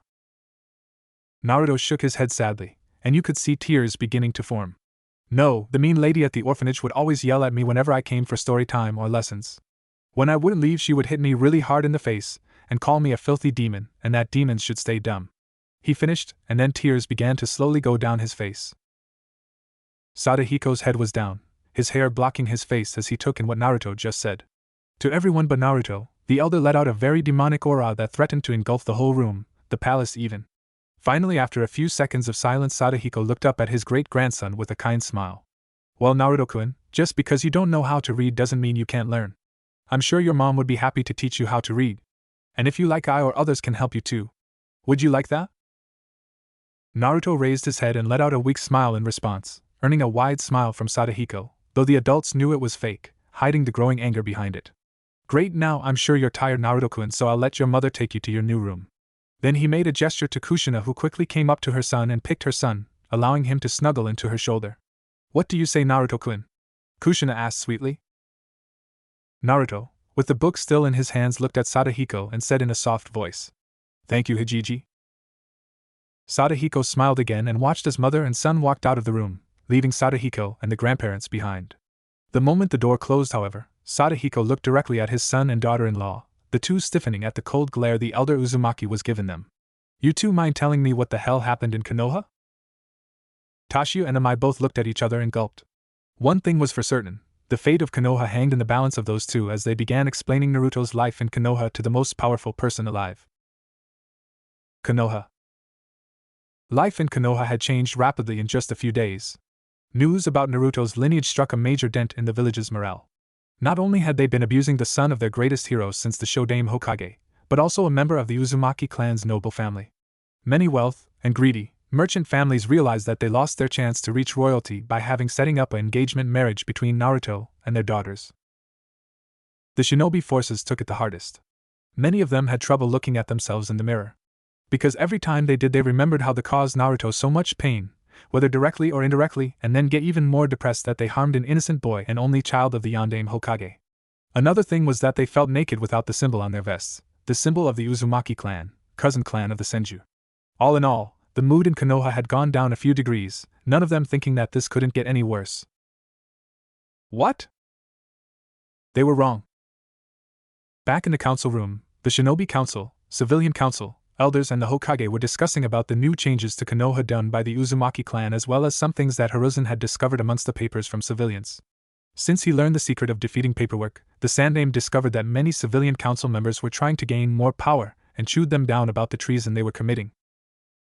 They were now listening to Danzo about increasing their military now with the Kyuubi's Jinchuriki gone when a Chunin came in with a letter with the Uzumaki clan's symbol. The letter that Hiruzen read is what made him yell just now. "Sandaime-sama, what is it? What happened?" Kohara asked her former teammate. Hiruzen put the letter down and rubbed his nose, mumbling to himself. Finally he calmed down and looked at the rest of the council. "I just received word from the Yuzukage that Jiraiya of the Sannin was arrested a few days ago and taken into Whirlpool custody." There were a lot of gasps from the other council members. Finally Shiba asked, "What are the charges?" Hiruzen reread the letter before responding. The first is neglecting his duties as Naruto-kun's godfather. The second was that harming said boy with one of his summons. And the last one, he sighed again when he read it again, was that he was caught spying on the women's hot spring while Kushina-chan was in said area, thus meaning he was violating the Whirlpool's princess's personal space. At that everyone just groaned loudly or slammed their heads repeatedly on the table. They just couldn't believe of how bad everything has been going in just a few days. They just narrowly avoided the wrath of the powerful Uzumaki clan, and now they might have to face it again. "Will this affect us in any way?" Choza asked. Hiruzen rubbed his nose. "I'm not entirely sure. All I can say is that it's most likely that Jiraiya will probably be banned from the Whirlpool Nation. The chances of him being executed are slim, but I'll send a letter to Toshio-sama and apologize for my student's behavior. Now I'll have to see what the rest of the letter says." Everyone raised an eyebrow, wondering why the Hokage's voice slowed down as he read the rest of the letter. Then his skin began to pale and his left eye began to twitch violently. "Hiruzen? Hamaru asked his former teammate, trying to figure out what was wrong with him. After a few seconds, Hiruzen managed to find his voice, but his face was still pale. They said there is a chance that we might get a visit from Sadahiko Uzumaki. The elders and the clan heads paled at the name, while the rest were confused, not knowing the meaning behind the name, which is why one of the civilian council members asked, who is this Sadahiko? He doesn't sound like much. I'm sure someone of your caliber can deal with him, Hokage-sama. The Hokage, along with the elders and clan heads, looked at the man like he lost his mind. Finally, Hiruzen decided to educate them. I doubt I could even make Sadahiko sweat. He's known as the Red God, the Destroyer, Red Sage, and the Titan's Wrath. His powers are limitless. In fact, many have said that he's either the reincarnation of the Rikudo Sennin, or his equal. Not even Hashirama-sensei or Madara Uchiha could beat him, even working together. Those words made everyone stare at the Hokage in disbelief. They looked at the three elders, and when they got nods of confirmation, made them pale. Finally, Tsum asked, Wait, you said that Shodame-sama and Madara Uchiha couldn't beat this man. How old is he? Hiruzen was searching for his pipe. He knew he was going to need a good smoke to explain all of this. From what Sensei told me, Sadahiko is Hashirama's 9 years older than him, also his brother-in-law and his, Madara, and Mito's sensei, meaning he's like 100 years old. He put his pipe in his mouth before continuing. Also, there is a rumor that he was the one who taught Hashirama how to utilize his Mokutan, and even discovered the secrets of the Sharingan. My sensei even told me that Sadahiko-sama once took down 2 entire clans when they tried to kill his little sister, Mito-sama. Along with Fuinjutsu, he is skilled in Kenjutsu, Taijutsu, and Ninjutsu, specifically Omniton, and the way he uses it is on a wide scale. If they weren't feeling scared before, the council certainly was scared now if this man was as strong as the Hokage says he is. Isn't there something we can do? Asked a nervous civilian council member, hoping for some kind of way to fight off this possible threat. Before Hiruzen could respond, he was interrupted by a loud, Hiruzen Sarutobi. In Konoha's plaza. Very few ninjas can fly. Despite it being seen as an ability that would be extremely useful, very few ninjas can really do it. The only known people who can accomplish such a feat are the current Sachikage, Inoki, and his sensei, the night-aimed Sachikage, Mu. But the man to beat them to it was none other than Sadahiko Uzumaki, who could move at light speed when he was angry, and right now he was very angry. That is why he arrived to Konoha so quickly. Every word that his son and his wife said when explaining Naruto's treatment at Konoha, the room they were in was slowly starting to crack and break as the elder Uzumaki's temper rose. Finally, the moment they were done, he bolted out of the room, the palace, and the nation faster than you could say oh crap. So now Sadahiko was in the center of a crater he made upon landing in Konoha's plaza, throwing people off their feet and sending several stands backwards. Shinobi had already begun to gather around him even before he yelled out the Sandaime Hokage's name, but none of them dared to try and approach the Uzumaki, who was literally radiating golden chakra from his body, even making it visible. A few shinobi, either brave or stupid, however, charged towards him, weapons raised. But the old Uzumaki merely swung his arms, releasing a whirlwind of golden chakra, sending those fools and others flying backwards. As he continued heading towards the mansion, a Nara clan member used his shadow possession technique to try and stop Sadahiko's movements. Keyword try, as his shadow soon broke from Sadahiko's, shocking the Nara greatly. You're 100 years too early to hold me down, brat. Sadahiko yelled as he slammed his fists against the wind, like he hit something. And when he did, cracks formed in the air and then sent a shockwave/earthquake that caused the Nara member, more people, and the buildings in its way flying backwards. He's a monster! A Chunin, having just arrived with a new group of shinobi, said upon witnessing Sadahiko's action. Hearing the ninja's comment, Sadahiko disappeared and slammed the Chunin into the ground, causing a crater with them as the epicenter. The impact also sent the shinobi around them to lose their balance and fall on their butts. The Chunin who made the comment, and current felt multiple bones snapping from the pressure of Sadahiko's foot on his chest, saw that the old Uzumaki's eyes were now glowing gold that was similar to the golden chakra around him. You bastards laid a hand on this monster's family, making them weep for 3 years. Sadahiko replied in a deep, dark, demonic voice.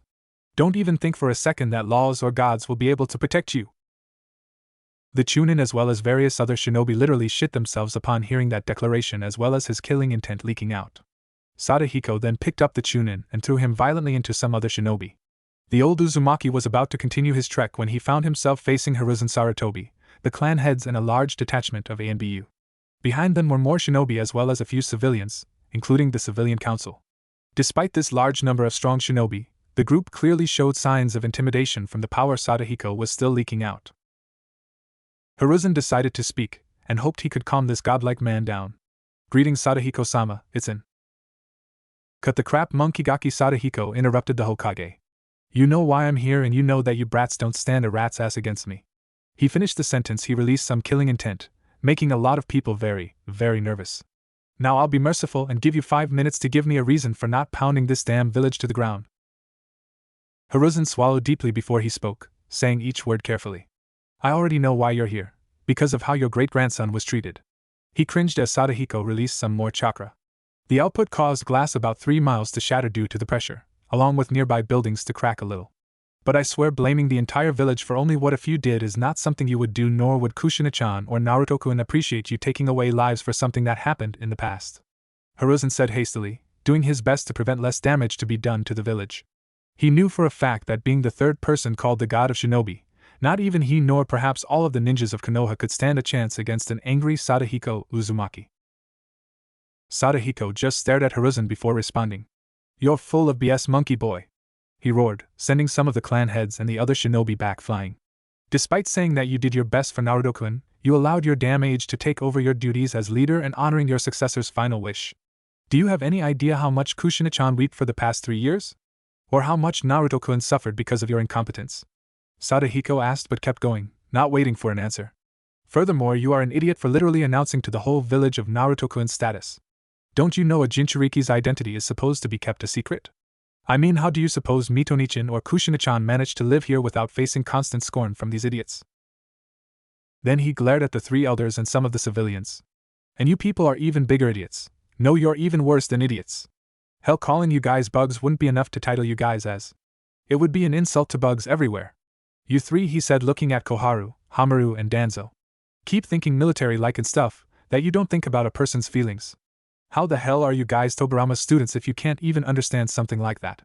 He roared, unleashing a blast of chakra that sent buildings and people, noticeable the civilian council members, flying into the air and landing somewhere else in the village. Then he glared specifically at Danzo. And don't think I haven't figured out what you wanted to do with my great-grandson, mummy boy. This comment called Danzo to narrow his eye at Sadahiko. And as for you lot, he said, turning to the civilian council members and the people they represent as well as shinobi. What the hell is wrong with you?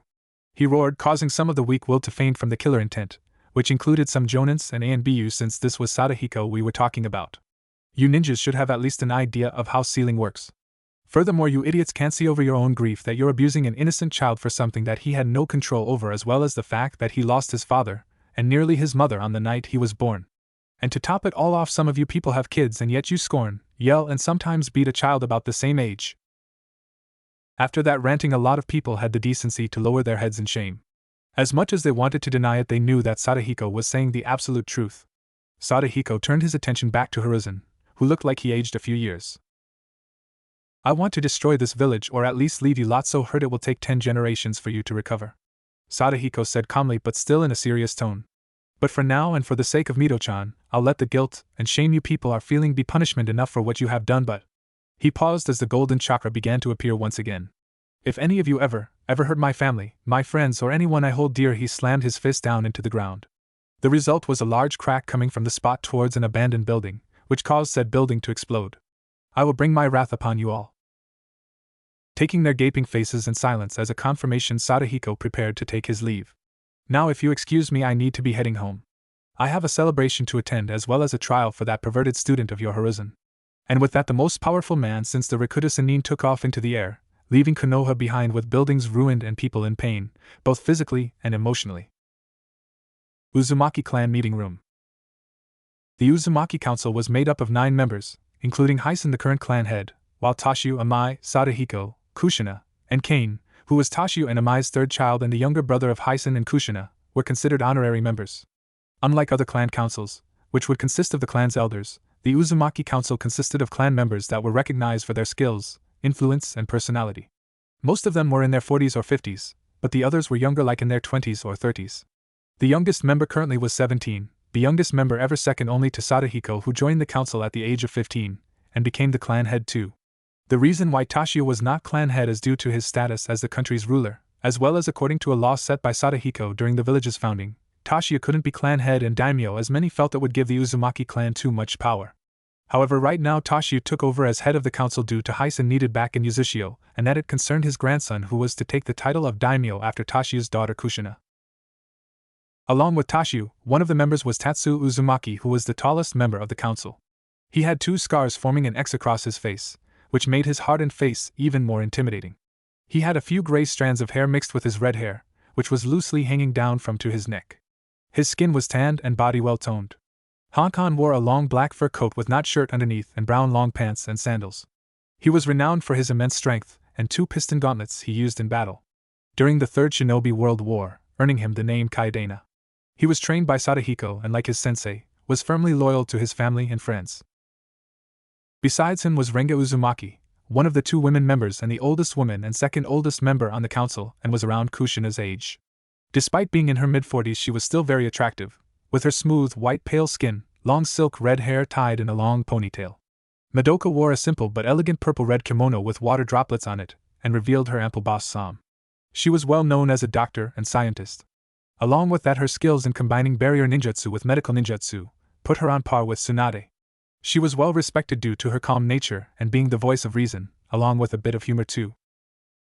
Next up was Hahen Uzumaki, the clan's most skilled archer. He had spiky red hair that reached his neck and unusual yellow eyes that seemed to clash with his tan skin. He wore a red flak jacket over a black sweatshirt, and black fingerless gloves over his hands. For lower attire, Hahen wore dark blue shinobi pants and black sandals with bandages wrapped around the ankles and above. Resting on the desk were visors. Hahen rarely talked unless he had to and could remain calm even in the most dangerous of situations. After Hahen was Jukuna Uzumaki, head of the daimyo's royal guard, the Sekioku and Tashia's younger brother and Sadahiko's second son. Jukuna was also known as the Shinka no Borii for the menacing aura around him as well as appearance. He wore the Sekioku uniform, which was a red jacket with black trims and black sleeve collars. The pants were the opposite of that, the majority being black with the bottom with a red collar. Over that he wore a black cape with a hood. The cape was around his body and held by a small zipper. Finally, his hair was red and messy and went down to the middle of his back. His skin was pale and blue eyes were dark too. Jukuna was a tactician during the last 2 wars, someone whose intellect was considered on par with the Nara clan. In fact, it was Jukuna who coordinated the defense of the nation against the combined force of Kyumo and IWA during the Second Shinobi World War. Futoji Uzumaki was after him. Futoji was an odd-looking person, as his entire body was covered in bandages to hide terrible scars he endured in the past. His red hair stuck out and was short, barely went past his neck. He wore a black and white kimono over his bandaged body and wore wooden sandals similar to Jiraiya's. Unlike the other members of the council, Futoji did not sit in a chair. Instead, he sat cross-legged on a floating palanquin. Futoji was an expert in the use of all 5 elements, having created his own unique fighting style of utilizing them. He was also the oldest member of the council when Sadahiko was not present. Jishin Uzumaki is the clan's most skilled swordsman, second only to Sadahiko. Though he wielded a bakken that was made entirely out of chakra metal. He was the one to train both Kushina and Hyson in the way of kenjutsu. He wore a gray sleeveless haori over a black jacket, black shirt, and black pants. His red hair was tied into an upward ponytail and had 3 scars over his lip, the last 2 going over his eyes, which were closed. Leaning against his side was his bakken, tasho, sword sheath. The second female member was Momo Uzumaki, a master of assassination and poisoning. She was 23 and was an admirer of Kushina Uzumaki, seeing her as an example of what all kunoichi should be. Momo had a tomboyish appearance but was nonetheless stunning. She had red hair like the rest of her clan, tied into 2 pigtails that went down her neck. Her green eyes and tan skin made her face beautiful and at the same time intimidating. She wore a short black and yellow kimono with long sleeves, along with black pants that hugged her legs, which was underneath a long black and yellow skirt. And finally, the last member was Dawn Uzumaki, the youngest member currently on the council. He was chosen due to his social personality and skills with lightning manipulation. He had blue eyes, fair skin, and short, spiky red hair. He wore a long-sleeved gray-blue vest, with a high collar that covered his entire mouth and the rest of his lower face. The rest of his attire consisted of dark blue shinobi pants and long black sandals. Currently, the room had been altered so that all 9 members, and Sadahiko, were sitting around one Jiraiya who was standing in the center of the room, a chakra-suppressing tag on his chest. Not that it would have made a difference if he didn't have one anyway. Sadahiko would have made sure that Jiraiya couldn't leave. Once everyone was settled, Tashi looked at his father, who gave the daimyo a nod before said man looked back at Jiraiya. Jiraiya, Toad Sage and one of the 3 Sanins of Konoha, do you know why you're here? Tashiya asked in a hard tone. Jiraiya hesitated for a moment before responding. I assume it's about me spying on your daughter at the hot springs? Jiraiya asked cheekily only to have everyone glare at him. That is one of them, Tashiya said as he looked at some reports. The others are your relations to Naruto Uzumaki, son of Kushina Uzumaki and Minato Namikaze, the latter being your prize student. Jiraiya lowered his head knowing what was coming next as Zangyaku took the stand. According to Kushina-chan, she along with Minato-san asked you to become Naruto-kun's godfather for the name of the main character from your first book, a position you accepted. I assume that you know what the title means and the responsibilities you get by accepting it, correct? Jiraiya just nodded as Tashiya spoke again. So tell me, Jiraiya, where were you during the Kyuubi's attack on Konoha? Jiraiya thought for a moment before responding. Somewhere between the borders of the Fire Country and Earth Country when I got a messenger monkey from Sensei, informing me of what happened. And what did you do once you received the letter?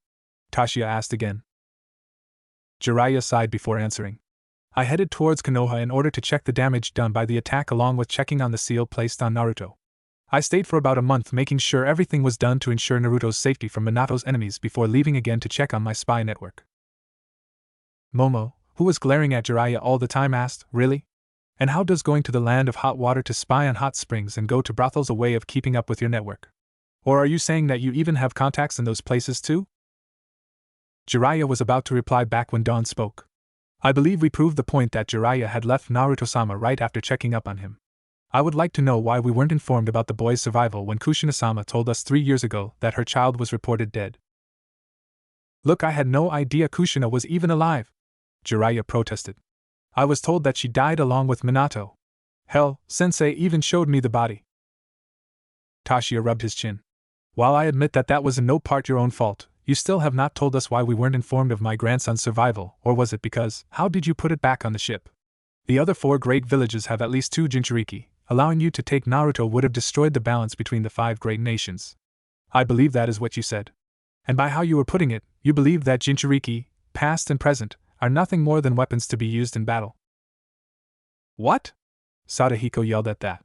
Then he gave a ki-intensified glare at Jiraiya, who was now white as a ghost. Are you saying that my little sister, granddaughter and great-grandson are nothing but weapons? He practically yelled, the room beginning to crack a bit from the chakra that he was letting out. I meant nothing like that, Jiraiya shouted back, though he was still having trouble staying awake from the killing intent directing at him. I merely meant that because the village was still recovering from the Kyuubi's attack and that if word got out that the Jinchuriki had left Konoha, villages like Iwa or Kumo would not hesitate to take the chance of invading us. Furthermore, I think we've heard enough, Tatsu said, cutting off Jiraiya. It is clear to me that this man has no excuse for neglecting his duty as a godfather or telling us of Naruto-sama's existence.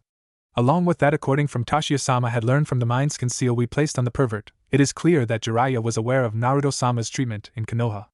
All in all, I say he is guilty of both betraying the clan, Naruto-sama, Kushina-sama and Minato-san's trust. I agree with Tatsu-san, Dawn added, which was soon followed by the rest of the council. The only reason I can see for Jiraiya not being there for Naruto, however, was the pain and grief of losing his prize student, who was almost like a son to him. Though that does still not excuse him from his crime and punishment, which I think we should decide on what said punishment should be. Jiraiya looked at them in shock, but he knew better than to speak. To the Uzumaki clan, betraying a promise to people close to you was the worst crime to be done. I vote we have him executed for betraying our clan, Momo shouted and then added, or at the very least castrate the damn pervert.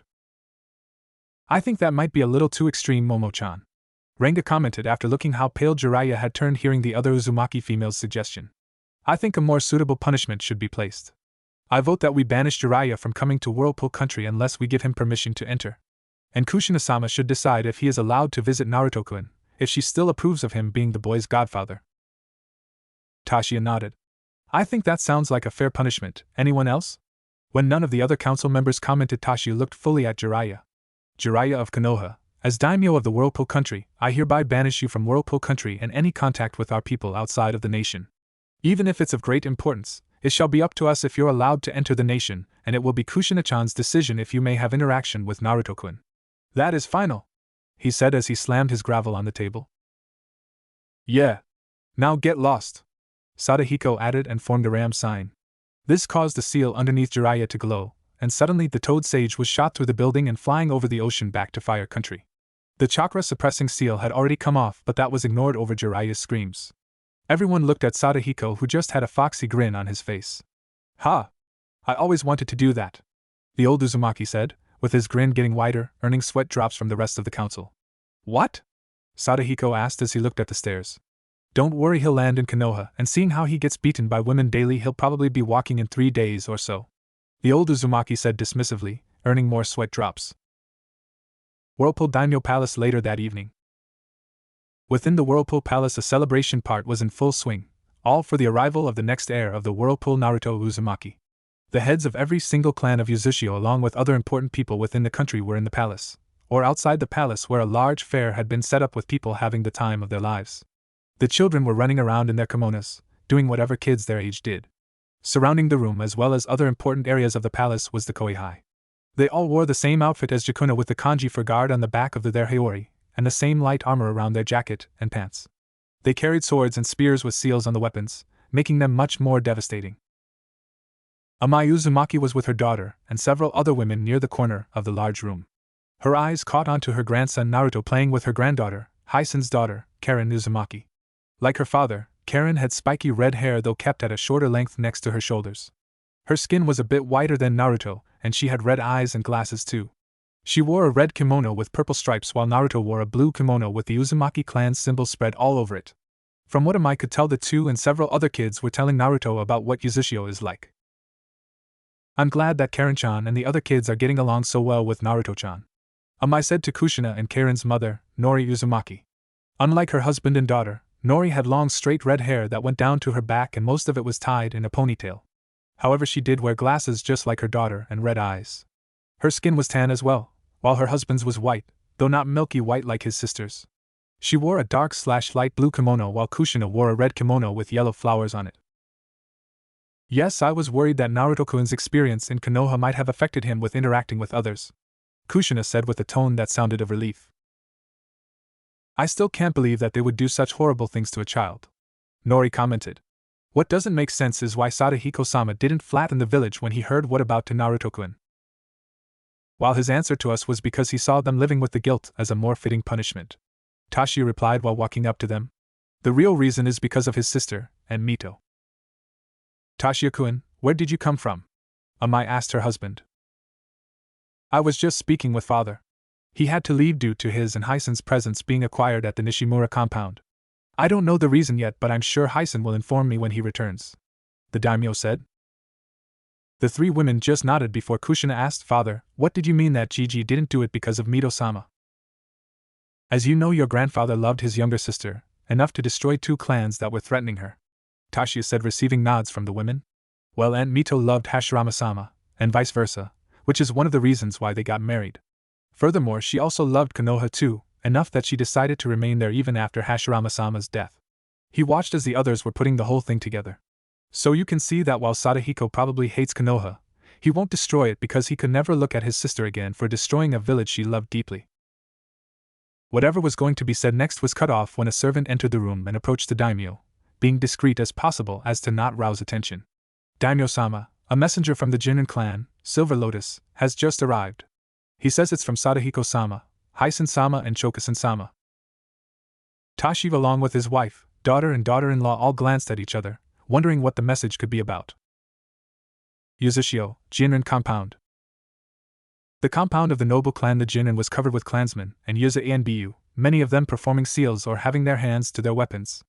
The seals were being used to create a powerful barrier around the main clan dojo where bursts of chakra would appear now and then. The chakra would strike the barrier, causing it to shake a little until it disappeared. Also, if one were to listen carefully, you could hear the sounds of metal clashing, violently too. Near the barrier were 2 men, Hisen Uzumaki and Chokusen Jinrin, the clan's head. Chokusen was a man in his mid to late 30s and had black hair that would reach his shoulders if not tied into a ponytail. He had tan skin and deep black eyes with a scar going down the left cheek. His attire consisted of a grayish-blue short-sleeved shirt with a mesh shirt under it. Along with that, he wore matching shinobi pants and black shinobi sandals with a black belt around his waist that held his sword. Over his clothing he wore an ankle-length black coat with long sleeves and finally fingerless black gloves. Both men watched the dojo intensely and had their hands on their swords, just in case if the worst-case scenario happened. They and everyone else could feel the large chakra as well as inhuman killing intent radiating from the dojo. In fact, some of the shinobi had to step back in order to stay conscious. An hour later, the noise as well as intense power died down, bringing nothing by silence. However, that only brought confusion to the gathered, as they didn't know if this was good or not, but Hyson and Chokusin were not willing to wait any longer. "Drop the barrier," Hyson ordered. The barrier team did so, and once it came down, the Yuzakage and clan head walked towards the dojo followed by some of the shinobi. When they reached the door, Hyson looked briefly at Chokusin, who merely nodded. The two slowly entered the dojo to find said place a total wreck, like a war had happened. The walls, floor, and ceiling were covered with marks from swords, large cracks and craters caused by the bursts of chakra. And a few places had burnt marks. But in the center of the dojo were two people, one standing and the other lying on the ground. The one on the ground was a young boy, no more than 5 years old.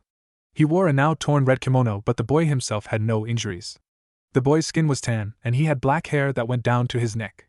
Besides him was a now broken katana, split in two. The man towering over him was none other than Sadahiko Uzumaki.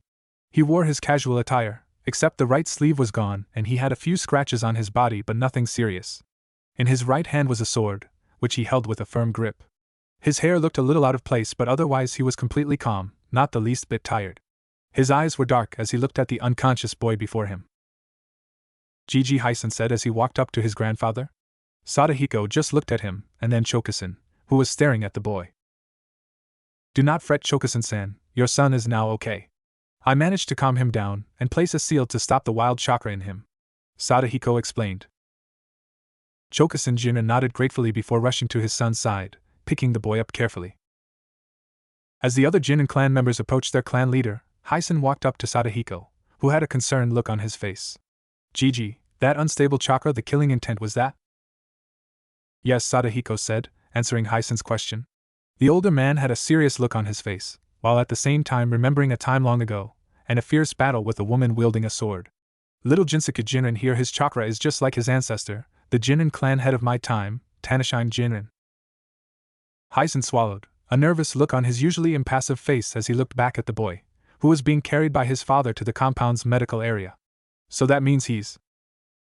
"Jinsuke Jinin is the second Kijin of the Jinin clan," Sadahiko finished.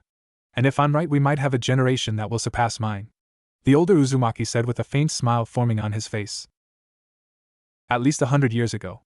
Unknown location." On a stormy and rainy night, a young Sadahiko Uzumaki, wearing light red samurai armor over a blue cloak, ducked in time to avoid having his head chopped off by a scythe.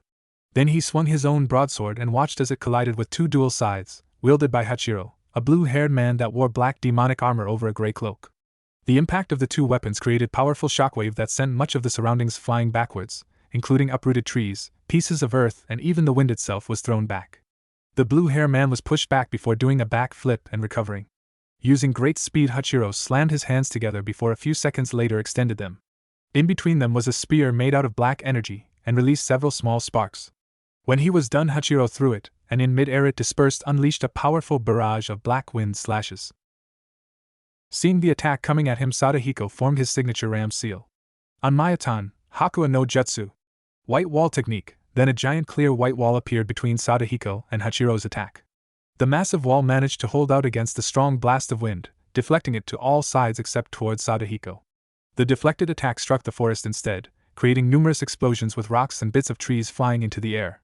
Once the attack died down, the wall broke apart as Sadahiko leaped towards Hachiro, both of them dueling again with their weapons, each clash causing more explosions. Hachiro managed to get an opening and slash Sadahiko's chest after deflecting a sword strike. However, Sadahiko soon turned into smoke, revealing him to be a shadow clone. On Mayatan, Hien Ogura no Jutsu. Ice Flame Blue Wave, a voice shouted. Hachiro looked up and saw Sadahiko taking a deep breath, followed by him letting out a large blue fireball. Hachiro used his dual scythes as a shield, adding black chakra to them, and deflected the attack, not even flinching when there was a large explosion near him and left a giant crater in the ground. When Sadahiko landed on the ground, he formed another ram seal. On Mayatan, Jasho Mashu no Jutsu. Rising Demon Hands technique. Soon multiple large pale arms rose out of the earth towards Hachiro, surrounding him. Though they tried to grab them, Hachiro proved too agile to be caught as he skillfully dodged each and every one of them. A while later, Hachiro managed to jump high enough so that it would take a second for the hands to reach him. "Don't underestimate me," Hachiro shouted as he raised his dual scythes. The weapons soon began glowing, and then Hachiro did swinging movements with them. Both blades unleashed two large waves of black energy the size of a small mountain. The two slashes cut through the giant hands easily as they made their way towards the intended target. Sadahiko dodged the first one, which exploded with the ground behind him, before swinging his broadsword and absorbing the rest of the attack. This left his sword glowing a faint yellow, something that Hachiro did not miss. Shit! The blue-haired man yelled to himself as he knew what was going to happen next. I think this belongs to you, Hachiro. Sadahiko shouted as he swung his blade forward and fired a large beam of yellow energy towards Hachiro. In response, he raised both his hands in front of him and a ripple of energy came out of them, and soon formed a barrier between Hachiro and the oncoming attack. When the two collided, the two were obliterated completely with smoke still rising into the air. However, with the smoke obscuring Sadahiko's view, Hachiro raised his left arm and, forming a gun with his hand with the pointer and middle finger sticking out, fired several beams of black energy towards his opponent. Sadahiko formed the ram seal and murmured, "On Mayatan, Takamama no Jutsu." High Heaven Gate technique, and suddenly a large thick square-shaped white wall popped out of the ground. But Sadahiko wasn't finished as he slammed his right hand at the wall. Uzumaki Fuin Jutsu, strengthen! And appearing all over the white wall were black lines, which then gave off a glow as it covered the giant wall, making the whole structure glow too. The moment that the beams struck the wall, they were absorbed by the wall before being released across the battlefield, creating massive explosions with debris flying everywhere due said explosions, leaving craters and large earth fragments sticking out. Sadahiko smirked at his opponent. "You'll have to do better than that, Hachiro, if you want to kill me," the Uzumaki commented. Hachiro smirked, bringing his dual scythes together, where they suddenly formed into one large demonic scythe. "Indeed, though it will be a shame to lose the only person among your kind that offers me a challenge. However, the time for humanity has come to an end, whether or not it's by my hand or even done during this time," he yelled as he raised his large scythe. "Now come, Sadahiko, show me everything you got. Leave nothing out, because if you do you will die," Hachiro cried as he charged forward into the air. As he did, 10 large black-reddish orbs appeared in the air around Hachiro and connected to his dual scythes. Sadahiko growled as he picked up his broadsword, gripping it with his right hand while his left hand formed a hand seal with his eyes closed. A few seconds later, markings of black and white color appeared all over his face as he entered Sage Mode, Yin-Yang style, similar to Hashirama's Wood-style Sage Mode. "Don't act so confident, Hachiro. Because this is the last time we clash, Databeru," he exclaimed, and he soon charged towards Hachiro. "Senpu, on Mayatan, Hashinoken Seishin no Jutsu." Sage Art, Yin-Yang Release, Astral Sword Spirit, and soon chakra came out and surrounded his sword, combined with the natural energy Sadahiko put into the blade, morphing into the shape of a much larger version of it except with a blue glowing blade, giving Sadahiko's sword a longer reach. And when their weapons made contact, the impact created a powerful shockwave that went on for miles and blinded the sky and cut through the heavens.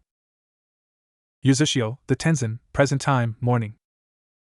An elderly Sadahiko Uzumaki opened his eyes, waking up from his sleep. He found himself in his private studies, a large room that was at the top of the Tenzin. One side was a wall with a door on it, the entrance to his office, and the other side was a wide balcony that served as a viewpoint for him so he could see the ocean and a part of the nation, A/N.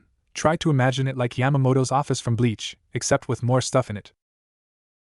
Scanning his room, taking in the numerous pictures, maps, scrolls and books stacked in shelves, tables and even the floor, Sadahiko looked down at his desk and saw that he was reading a notebook about the Rakuta Sennin that he wrote. "Guess I must have drifted off to sleep," Sadahiko thought as he closed the book and slowly got up. "But why did I dream about that battle?" the old Uzumaki asked himself as he placed the book back into the shelf. "That fight was decades ago, but why was I dreaming about it? Could have it had been the words Hachiro said? The time for humanity has come to an end, whether or not it's by my hand or even done during this time." The words still fresh in his mind. These and so many more questions were flowing through Sadahiko's mind when a knock cut him off from his thinking. "Enter," he said without looking towards the door, instead taking out another book that was about a stone called Gale. The door opened and a young woman entered. She was an Uzumaki if the red hair was any indication. It was tied into a ponytail down the back and a white headband underneath her bangs. Her skin was a soft white, and she had black eyes. Her attire consisted of a purple and yellow kimono that went down to her heels. The only odd part was that she wore no footwear, leaving her feet bare. "Sadahiko-sama, Tasha-sama is here to see you. He is waiting in the lounge on the 34th floor," the young woman said. Sadahiko nodded as he put the book back and walked towards the door where the woman was standing. "Thank you, Anoka-chan, I'll head there right now." And with that, both Sadahiko and Anoka made their way towards the lounge. A few minutes later, after taking the chakra seal enhanced elevator, they arrived at a wide open lounge, where Tashio was sitting on a chair while a servant served him some tea. Sadahiko noticed that he wasn't wearing the usual daimyo attire, but instead settled for a plain blue kimono, with the clan crest facing the front and most likely the back as well, with a purple sash and a katana resting besides the chair. Now Tashio, don't tell me you stepped down as daimyo already? Is that why you came to see your old man? Sadahiko asked teasingly. Tashio, noticing his father was here, caught on what he was doing and smirked back. I'm not ready yet to give the job to Kushina-chan yet. I just prefer wearing some normal, less uncomfortable clothes while I can. As for my reasons for coming here to see you, it concerns Naruto-kun. Sadahiko had a cup of tea in his hand when he heard this. Why is he still having nightmares? Sadahiko asked his son. The first few weeks since he was reunited with his clan, Naruto had experienced numerous nightmares due to his short time in Konoha. Usually it would result in Naruto sleeping with his mother in order for the boy to be calm and sleep through the night. However, it kept happening for at least 3 months that they had to find some way to help the boy. Though they lacked anyone who had the ability to go into mines like the Yamanaka clan, the Uzumaki clan still had their great skills in Fuinjutsu, including a special type of seal that would allow a person to find out what another person was thinking. Simple enough, they found out that Naruto needed a lot of caring in order to help him get over his trauma in Konoha. No, not that Naruto-kun has stopped having nightmares for a while now, though he still likes to sleep in Kushina-chan's bed, not that she minds. Tashio said as Sadahiko nodded. No, the problem is that somehow, IWA got wind of Naruto-kun's existence as well as him being the son of Minato-kun. Tashio watched as his father groaned in annoyance, and couldn't help but agree with him. I swear I should have killed that idiot Mu and his student Inoki when I had the chance, in order to spare their village of having gaining their misguided permanent grudge persona. I mean, I know that we Uzumaki have the same thing, but at least we don't take it out on kids or run our lives. Sadahiko said while adding in a few curses. Then he looked at his eldest son. I assume Yujin was the one who discovered this piece of information? Tashio nodded. Yes, and he believes that IWA might send this over to Kumo since the current Reikage has no love for the former Yandame Hokage there. Sadahiko scoffed, like I give a damn what Kumo thinks. After what we did to them in response to their attempt of kidnapping Kushina-chan, they won't try anything rash and will mostly do a wait-and-see approach. Tashio nodded in agreement. True, but with the dignitaries coming from Konoha, the council and my court along with the clan and Yuzushio's council are wary that they might try to use the chance to infiltrate the country. That caught Sadahiko by surprise. Konoha is sending representatives here? What for? Do I have to beat the crap out of them again? Tashio scratched his head, like the whole thing annoyed him. Well, originally Kushina-chan wanted to invite some of her friends from Konoha to Naruto's 4th birthday next week since she hasn't seen them for so long. But that soon came to the attention of the Konoha Council and the Fire Daimyo. So now, along with several of her friends and their children, representatives of both Konoha and the Fire Country will be coming to discuss certain matters concerning the re-established alliance between us and Konoha. Tashio explained before getting back up. That was all, father. I had best return to the palace so I can prepare when they come and Naruto's birthday. And with that Tashio bowed to his father, and was escorted out of the tower by a servant. Well, this ought to be interesting, Sadahiko commented as he went back to his studies. Before he left, he turned to a servant that was standing to the side. Make sure to tell Anoka-chan that the tower's security should be up and running by next week. I don't feel like dealing with trespassers when I have to head towards the palace, Sadahiko said, which the response he got was a bow from the servant. He was about to head back to his studies when he froze in mid-step, his eyes widening. Nanny! Naruto's birthday is coming up. Should I got to find him a present? Back in Konoha, Hokage's mansion.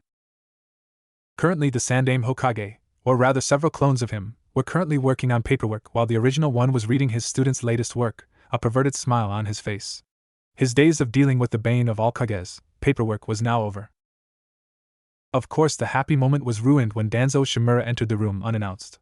Though Hiruzen had sensed his old rival a few minutes before he came in, so by then his clones had dispersed, and he put his book away.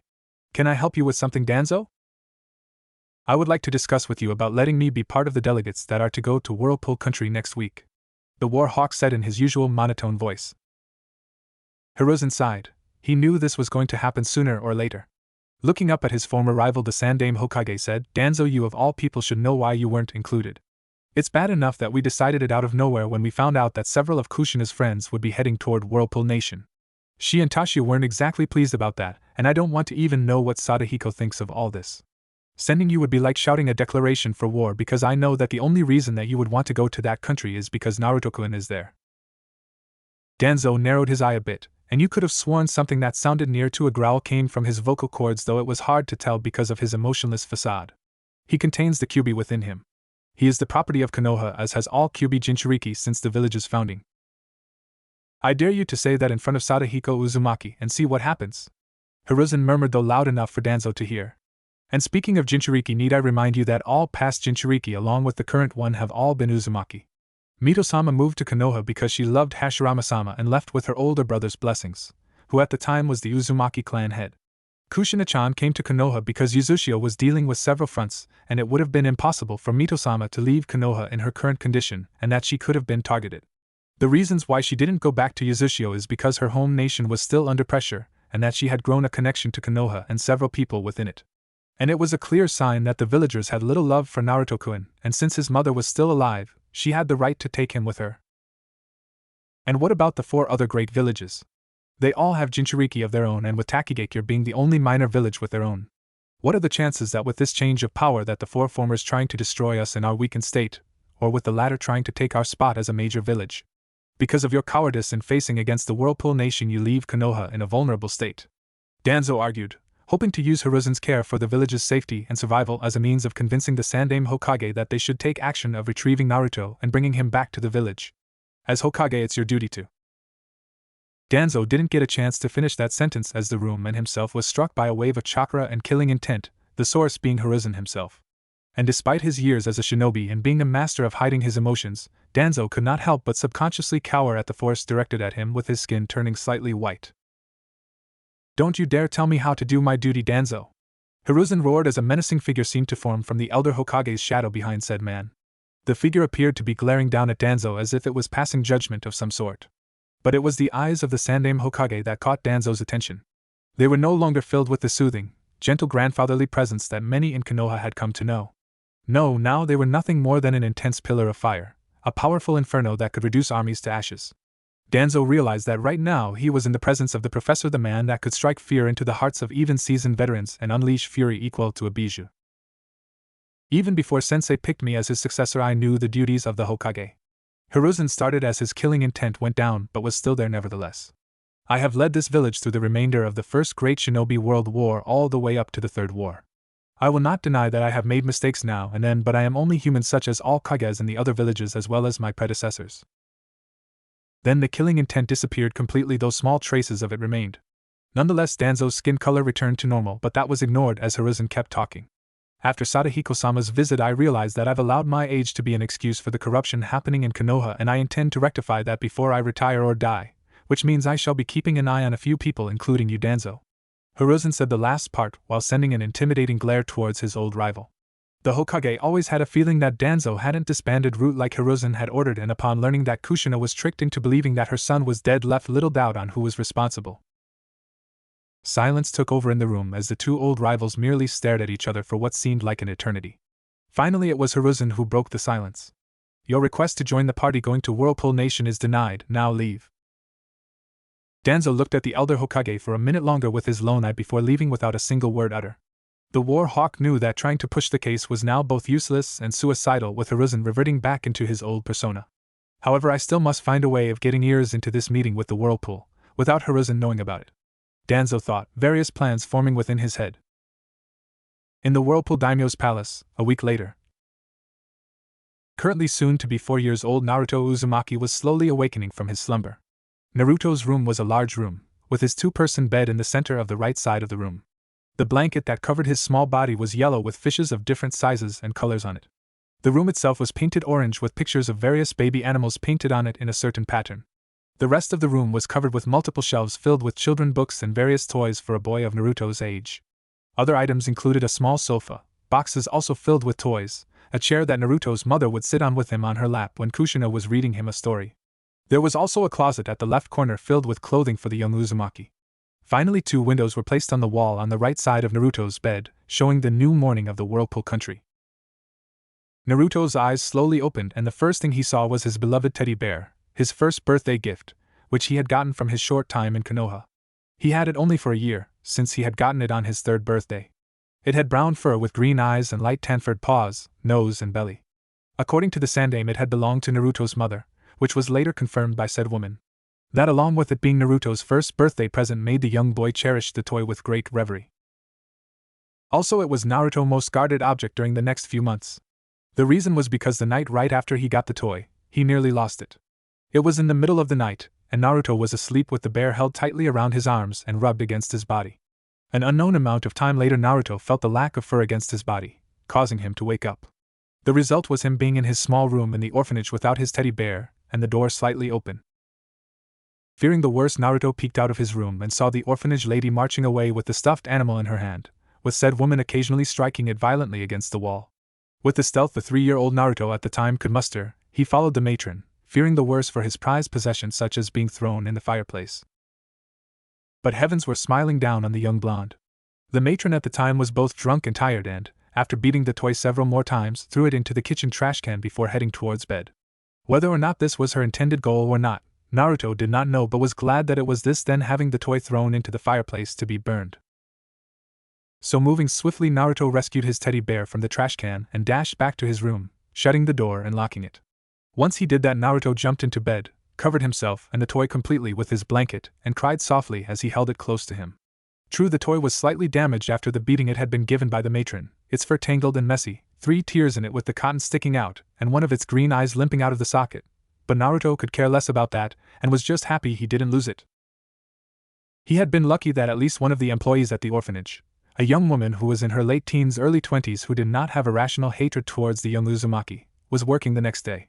Naruto secretly managed to have her wash the teddy bear and then fix it to the best of her abilities, since the young woman wasn't an expert in sewing. But she managed to reattach the eye and close the rips on the toy so they wouldn't reopen unless being swung around violently, and Naruto was eternally grateful to her. For the next few months, Naruto never took the teddy bear with him when outside of his room, for fear of losing it for good this time. However, he also had to keep it hidden within his room so it could never be found. Naruto managed to do this when he found a loose wooden board on the floor of his bedroom underneath his bed. It was big enough for him to hide his teddy bear in, and deep within the bottom of the bed that only someone of his size could get to. He had been unable to get it when the matron suddenly threw him out on that fateful day. And it would have been left behind if Kushina hadn't paid the matron lady a little visit during her quest to punish all those who had mistreated her son. After speaking with the matron, Kushina went to her son's former room to see if there was anything of his that needed to be collected. Following some strange intuition, Kushina had moved the bed and discovered the teddy bear's hiding spot. And so a week or so later, after their return to Whirlpool Nation, Kushina had fixed the toy up completely and returned it to an overjoyed Naruto. Now he sleeps with it every night without worrying of losing it ever again. A knock at his door woke him up from his thoughts. "Naruto-chan? Are you awake, sweetie?" A familiar feminine voice asked on the other side of the door. Naruto smiled upon hearing the voice. "Mommy." "Oof," Naruto said as he shot up the bed to run towards his mother. However, doing so got him accidentally caught within his blanket, and the sudden restraint caused Naruto to fall out of his bed and landed on the floor with a thud. Kushina immediately came in when she heard the noise and soon found herself looking at a mummified little Naruto. The yellow blanket was now completely wrapped around the boy's body with only his eyes not covered and his arms sticking out. But this obvious thing did not make a connection with Naruto, as his only thoughts were reaching his mother, and thus ran towards her. Kushina found it cute and bent down to get a hold of her son. "Careful, Naruto-chan, you don't want to fall again, especially on the morning of your birthday," Kushina said softly as she helped her son get untangled from the blanket. And though she had been trying to calm Naruto down, something that is almost impossible for a person with Uzumaki blood, so he could get free of the blanket, the mention of his birthday seemed to have made Naruto even more excited as he was squirming in his mother grip. A birthday, his first real birthday, with cake, gifts, friends, and so many other things he had seen other children back in Konoha have. Will Hijiji, Uncle Kane, and Uncle Hisen's family be there, mommy? Naruto asked as he finally calmed down so his mother could help him get dressed. Kane Uzumaki was the younger brother of Hisen and Kushina, thus making him the third child and second son of Toshio and Amai Uzumaki, and finally Naruto's uncle. He was one of Uzushio's best ANBU captains at the age of 15 and was currently the commander of the village's special ANBU unit, the Iryu. Now, before you think he got there through his connections, then think again, as Kane worked hard for that position, as is the unofficial law of the Uzumaki clan. You don't earn something just because of who you're related to or something you posses, you earn it through hard work, and that is what Kane did. He was a prodigy, don't tell him that, since he hated the word, and believed to be almost as good as other famous prodigies such as Minato Namikaze and Kakashi Hatake. In fact, he became an S-rank shinobi at the age of 12 and 2 years later earned the name Shinkanoe Kidori, Crimson Wrath, due to his hot temper and his spiky red hair. Kane hadn't been able to come to Konoha because Hyson had him stay in charge of Uzushio. But he did get a chance to meet his nephew during the party in honor of Naruto's arrival. Naruto instantly came to like his second uncle as he was a bit more loose than Hyson and still had a penchant for doing pranks. Though nowadays he merely did humorous jokes since he did have a duty as the commander of the Iryu. Kane was also given the honor of wielding one of the clan's famous swords, the Tsurugia, sword wings, a broadsword with unique seals. They're just taking care of a few things and then they'll be over soon, Kushina said as she finally managed to get a blue kimono with the clan's crest on the back onto Naruto's form. And don't forget that Sadahiko Jiji is old, so it might take him some time to get here, Kushina added with a foxy grin while Naruto giggled at the joke. Elsewhere within the Tenzin, said Elder Uzumaki sneezed as he finished looking over Naruto's present. Damn, someone's talking about me. Hope it doesn't last through the day or Anoka-chan will make me stay in the tower, Sadahiko muttered to himself before returning to his original task. Near the port of Whirlpool Country that point towards Fire Country, the morning of Naruto's birthday. At the same time, a small convoy of carriages, with several samurai groups around it, could be seen heading away from the port on the road towards the palace. Within the carriages were the visitors from Konoha and Fire Country. This group included the older friends of Kushina Uzumaki, which were Mikoto Uchiha and Hitomi Hyuga, along with their children Itachi Uchiha, Sasuke Uchiha, Hinata Hyuga. The others were Koharu Yudatane and Hamura Mitokado, the two elders of Konoha and Hiruzen's former teammates, Shikaku Nara the Jonin commander, Shibi Aburame, the Aburame clan head and whose logical input of life would be useful for the talks. And finally there was Asuma Sarutobi, the son of Hiruzen Sarutobi and a member of the Guardian 12 who protected the Fire Daimyo, and thus was representing the Fire Nation. Within their carriage, Hitomi was explaining to Hinata what to expect when reaching the Whirlpool Palace and Uzushio. You see, Hinata-chan Shodame Yuzukage as well as the daimyo of Whirlpool, Sadahiko Uzumaki, decided that the best way for the palace and village to exist was that if they were merged together. And so with that in mind, Sadahiko created the blueprints for this idea on his own. What he did, you see, was that he created 3 layers of walls, the outer wall that was around the village similar to the wall back at Konoha. The second wall was built between the village and the palace, though mainly it was built at the edge inside the village where a round form of water separated the rest of the country from the island that the palace resided on, acting as the first line of defense to the palace. And the last third wall was built around the edge of the island itself to defend the palace, which acted as the final line of defense. A/N. Imagine it like Suriidii from Bleach, though with some slight differences, like instead of a mountain in the center there is an island. But why would Sadahiko-sama do that, mommy? Hinata asked, confused of why such a thing to be done. I think it's so that they can show that the nation's ruler and the village's ruler can work together. Because despite the fact that both are related to one another, they might have differences such as all people do, Hitomi said before adding, also so that way the two powers of this nation can be at the same place and protect one another. Even though you're little, Hinata-chan, it will be good to remember this, as all nations and their villages have different policies. Hinata merely nodded before looking out the carriage's window and saw that they were nearing one of the gates to Uzushio. When they passed through, Hinata was in awe of what she saw and couldn't help but marvel at the beauty of Uzushio. While similar to Konoha building appearance-wise, there were several differences that could be easily pointed out. One was that unlike Konoha there were fewer trees, though you could see some on each block.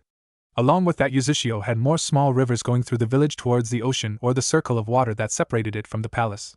And of course all the rivers had bridges built over them. Many of the rivers were mostly concentrated within the village's public park, and they usually merged with the larger ones heading towards the center of the village, which her eyes spotted something and she realized that it was probably the Yuzukage Tower. It was similar to the Hokage's tower except that it had 4 pillars around it on all corners and had what looked like a large umbrella over the roof, probably in case it rained or something, and it almost looked retractable too. Even the Yuzukage Tower was surrounded by a small moat with mini whirlpools within said moat. And, as said before, the village's buildings looked just like the ones in Konoha. There were several differences. Besides that, none of the buildings were built next to or attached to trees. The buildings in Uzushio were mostly made out of stones/metal rather than wood/stones/metal in Konoha. Many of the buildings appeared to look more futuristic, with some of the fancier ones having separate floors connected via pillars with stairs either sticking outside or being hidden by walls. The colors of many of the buildings were either orange, blue, gray, red or yellow, with a small number having different colors, though even those buildings barely stuck out from the others. The last 2 bits of features were the pillars near the rivers and the statue out in the distance. On both sides of every river, with being a block apart, were large orange pillars with the Uzumaki clan symbol engraved into them, and they were all connected by metal fences in order to prevent people from accidentally falling into the rivers. On the opposite side of the Yuzukage Tower was a large mountain, equal in size with the wall it rested on. It was called Mountain of Legacies according to Hitomi. It was similar to the Hokage's monument, with that at the top of the mountain the heads of the past and current Uzukage's faces were carved large enough for the whole village to see. Hisen's face was also up there too, along with his predecessors, the head before him being his uncle Jakuna Uzumaki, the Sandame Uzukage. After that was Hisen's father Tashi Uzumaki, the Nidame Uzukage, who took the position when his father, Sadahiko Uzumaki, stepped down from the position as Shodame Uzukage in order to wander the world and later settle down in the Tenzin. Of course, that meant Tashi became the daimyo while Jakuna became the Sandame Uzukage.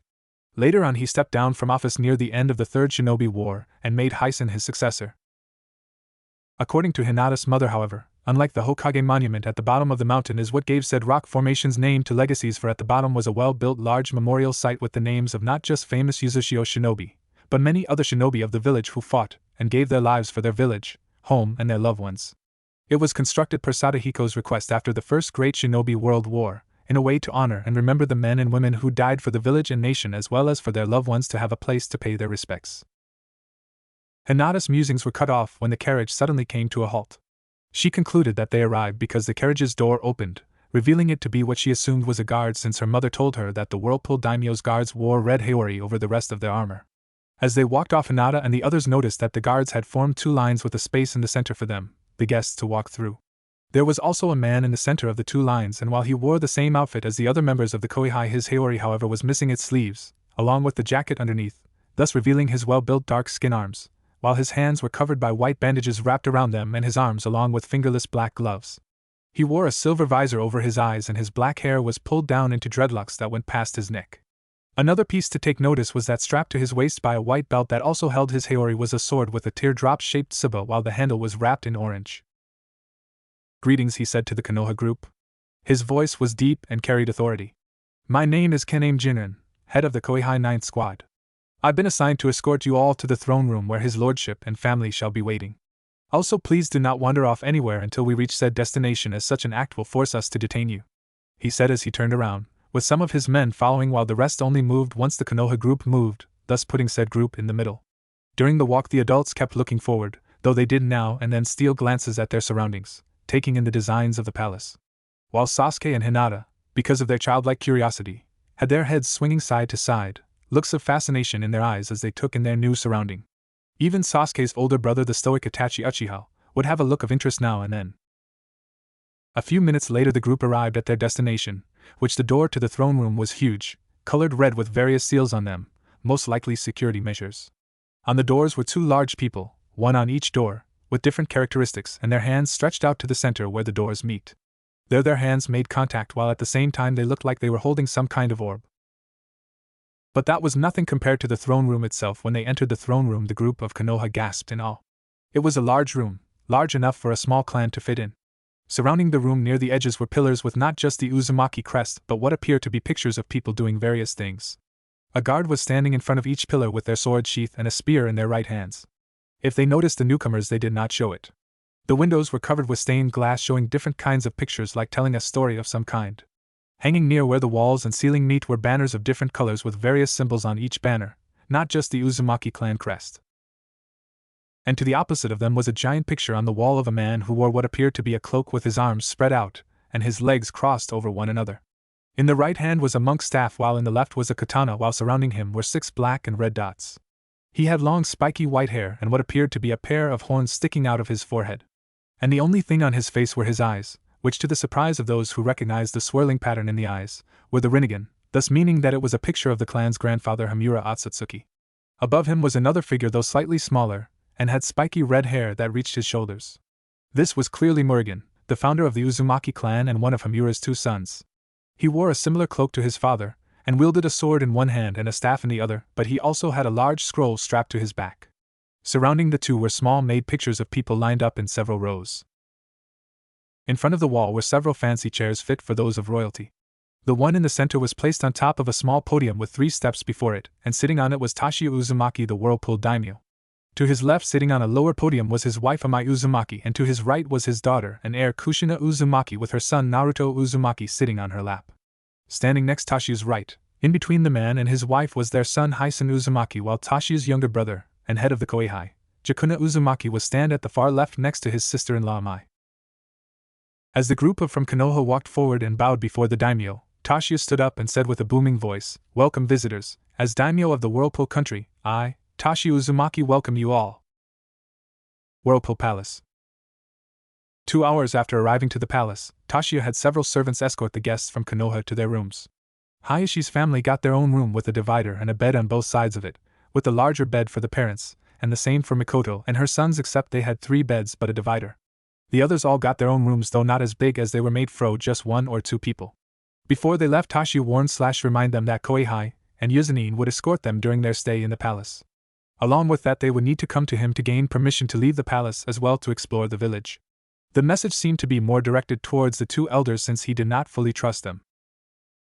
Currently, since the celebration wouldn't begin until later on during dinner, all of the guests, minus the elders, were in one of the lounges that had access to the outdoor garden. Kushina, Nori, Mikoto and Hitomi, the latter holding her second child Hanabi who had fallen asleep, were sitting on a bench in the garden catching up with each other. Shikaku had decided to lie on a chair in the shade and took a nap, typical Nara. Shibi was admiring the wildlife and keeping an eye out for any interesting new bug specimens. Hayashi was talking with Asuma and Hyson, who had just arrived with his family, about several things related to their nations and villages. And finally the children were playing with Kane, who had arrived with Hyson's family. Currently Hinata and Karen were watching as Naruto, Sasuke and, somehow getting dragged in, Itachi play wrestling with Kane. Kane was around the same age as people such as Asuma, Kakashi, Kurinai and Guy, just entering his 20s. His skin color was about the same color as his older siblings, but had more of a tan to it too. Like his brother Hyson, Kane's red hair was spiky too, but not as long as Hyson's or Kushina's, and was somewhat in a similar fashion as Naruto's, except he had a small ponytail going down to the bottom of his neck, and one of his bangs was in front of his face. His eyes were a dark purple color that they almost looked black. He wasn't wearing his Iria ANBU attire, now wearing a more casual choice of clothing that consisted of an unzipped long-sleeve black jacket over a black shirt with a blue-colored version of the clan's symbol, black fingerless gloves, dark green pants and blue sandals. Wrapped around his head covering the front of his hair was a black bandana version of a shinobi headband, the metal plating on the bandana with the village's symbol too. "You know, Kushina-chan, there's been one thing that's been bothering me," Mikoto said to her friend, who was out of her formal princess wear and wearing a simple red kimono with blue trims on it. "If Hyson-san is older than you, then how did you get to become Tashiya-sama's heir?" the Uchiha woman asked. Mizan didn't really think that he was daimyo material and felt more content in just remaining as Yuzukage and then retiring when he found a successor. Kushina said while taking a quick glance at the children. "Also, given his reputation and the fact he's the strongest shinobi of Yuzushio minus father and Jiji, but since those two are no longer registered as shinobi, it would have been a waste to have Hyson to become daimyo when he could serve better as Yuzukage. So I was chosen as the next daimyo after my father. Also because my father realized that I have better patience and understanding of politics than my brothers," Kushina said as she puffed her chest out at the last part. Her friend's sweat dropped at the last remark. Kushina-chan, I don't know about politics, but patience? Really? You're the most impatient person I've ever met," Hitomi said. She and Mikoto giggled at the pout and glare Kushina was giving. "I have to agree with them, Kushina. In fact, I think Hyson-kun has more patience than the rest of the clan," Nori said, adding her 2 cents. "While I admit that Hyson-Nizan is more level-headed than the rest of my family, he's a devil when he gets enraged," Kushina said to her friends and sister-in-law with a shudder. "I remember as children that it was almost impossible for me or Kane to beat Hyson at anything when he's mad or even when he's calm. And whenever he got mad, the only people that could calm him down back then and even now were my parents and Jiji." And speaking with Kane, said young man was walking up towards the mothers with Karen, Hinata and Itachi in tow, while Sasuke and Naruto were still held underneath his arms, their behinds facing the older women. "Hey sis, I'm going to head towards the Tenzin to check on Gramps. Mind if I take the runts with me?" Kushina looked at the children and, seeing an excited look in Karen and Naruto's eyes, who had been put back down on the ground along with Sasuke, and the curious looks in said boy and Hinata's. Even Itachi seemed to want to go there. Kushina sighed. "Well, I'm fine with it, just remember to behave, Naruto-kun," Kushina said to her son, who nodded excitedly. "You too, Karen-chan," Nori said to her child, said girl, giving a similar response as Naruto with a headshake. Mikoto and Hitomi also approved as well, and after reminding their children to be on their best behavior, Kane began to lead them out. However, he stopped when Kushina spoke up. "Hey Kane, do you know where Tu-san and Ka-san went off to?" "I think they had to head towards the meeting room," Kane responded. "Something about those 2 prunes wanting to speak with them regarding Tsunade." And with that he walked off, trying to catch up with the kids. Whirlpool Daimyo Palace, Council Room. I would have preferred to wait for Tsunade-chan to arrive since this discussion is about her, Tashiya said to the two elders as his wife sat beside him. Hamaru and Koharu were sitting on the opposite side of the table, facing the Whirlpool daimyo with emotionless looks on their faces. We believe that it would be better to talk about this while Tsunade was not present due to her obvious reaction to the topic of this discussion, and things might go south pretty quick, Koharu said, making a reference to Tsunade's temper and legendary strength. Tashiya and I both knew what the woman meant, but it was Tashiya who responded. You do know that I'm stronger than her, right? And that I can keep her calm down? Tashiya asked nonchalantly. The two elders glanced at one another before looking at Tashiya. Yes, Tashiya-sama, we have not forgotten your strength with Shintai, God Body. Due to the fact that the Uzumaki clan had long lives, great vitality and life force, the clan members were able to use this to their advantage. And it came in the form of a technique they created over 900 years ago called Shintai, a technique in which they sent chakra within their body through their bloodstream. Anyone else other than an Uzumaki would die from such an attempt because the chakra would make their blood cells explode. But for the Uzumaki clan, it increased their physical offensive and defensive capabilities so that even having a sword hitting their necks would only leave no wounds or at the very least a shallow cut. If they were able to control it better, with beginners able to send it to certain parts of their bodies while a master could send it throughout their entire body at once. And as a bonus, the flow of chakra through their bloodstreams also increased their already superhuman healing abilities and could even terminate foreign invaders such as poison and even repel the gentle fist of the Hyuga clan. This technique gave birth to what later became the clan's fighting style called Heido, wave motion, which allowed the user to enhance their physical prowess and release shockwaves for melee and range attacks. The only drawback of this technique is that the user couldn't use ninjutsu. The reason is because since ninjutsu usually requires the user to expel chakra from their bodies, it could cause damage to their bodies if they tried to release chakra from their bloodstream. But on the bright side, the Uzumaki clan managed to use this technique and imbued it with any weapons they had in their hands at times, since its Shintai was in some way the same as using chakra flow, the ability to send chakra through weapons to increase the weapon's efficiency. They also were able to combine seals with the Shinken, and a few members were even able to combine their nature affinities with Shintai, labeling the technique as an intaijutsu in a way. A notable member was none other than Tashiya Uzumaki. While his younger brother, Jakuna, was able to imbue his weapons such as his dual Dao swords or for his cloak techniques while using his unique Shadow Shunshin, which is how he earned the moniker the Shinken no Borii, Tashiya was able to use his natural affinity of fire chakra with his Heido techniques.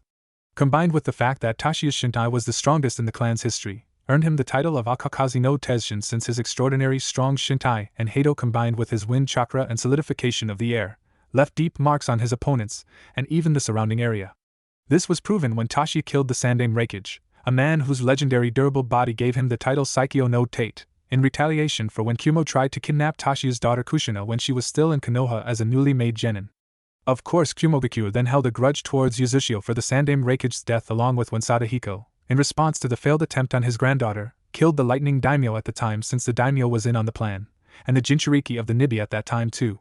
But neither men gave a damn since they, Kumo, brought that on themselves for trying to kidnap a family member. Anyway, back to the topic at hand. You mentioned something about Tsunade-chan. I said trying to finish up this conversation so she could get back to more important things, getting things ready for Naruto's birthday party. Hamura pushed up his glasses before replying. Yes, recent developments have made us, the Konoha Council as well as the Fire Daimyo, choose several candidates to become the Godaime Hokage. One of which is Tsunade Senju, and thus if the need arise when Hiruzen is ready to retire or worse, she will be forced to return to Konoha and take up her sensei's duties. Tashiya raised an eyebrow. While I can understand Hiruzen's decision, need I remind you that Tsunade-chan left Konoha, and thus is not entitled to obey the words of the Hokage? Not entirely, Koharu responded. She was allowed to live here because of her Sannin status giving her permission to travel the country, and the fact she has a third of Uzumaki blood, as long as she did not give away any information on Konoha. Taking the belongings of the Senju clan was in her right as the current clan head and its only known member. However, she wasn't allowed to resign from being a Konoha shinobi, and such if she is called for to perform her duty for the village she must answer, such as becoming the Godaime Hokage. The woman finished. Tashiya frowned at this but expected it nonetheless. It was true Tsunade had merely been helping out now and then at Yuzushio's hospital, but really she and Shizen had been staying at the Tenzin as tenants, meaning no gambling for her unless she wanted a pissed-off Sadahiko on her tail, wanting to kick out the gambling habit she inherited from her grandfather. Also, despite his compassion, Hiruzen knew that losing someone as skilled as Tsunade was something he couldn't allow as the Hokage of Konoha. Tsunade's skills as a medic were second to none besides Hashirama Senju, who could use medical jutsu without hand seals. While I admit that you make good points, you do know that there is little chances that she'll agree to it. Amai said, adding her own 2 cents in. If she refuses the summons for duty, then she will be labeled as a missing mean despite her residence here in Whirlpool country, Koharu said staunchly. What? You're going to do something so extreme just to get a single shinobi back? Amai shouted before Tashi put his hand on his wife's shoulder to calm her down. The daimyo then stared at the two elders. I suggest we wait for Tsunade-chan to arrive because I know she won't like having decisions made for her without her own input. And though I'll have to agree to these demands since she is still registered as shinobi of Konoha, she should at least be here to know it. Koharu and Hamura murmured to one another before turning back to face Tashu. That is a reasonable demand, Hamura said. However, it will be you two who will inform her about it, Tashi said with a small smirk on his face when he noticed when both elders twitched at that. With Kane's group, the Tenzin. Well, here it is, Kane said as the visitors from Konoha all had their mouths opened and their eyes widened in shock and awe at the sight before them. The Tenzin was built in one of the more isolated parts of Yuzushio and mainly consisted of a large tower with a height of over 500 feet and was surrounded by a large round stone wall that was about 2.5 miles apart from the tower, with the fields within the walls being filled with trees, bushes, and other plants. There was only a single entrance through the walls, which were about half the size of the ones guarding the village and were covered by numerous seals. It's so big!" Sasuke exclaimed as he gazed up at the tower.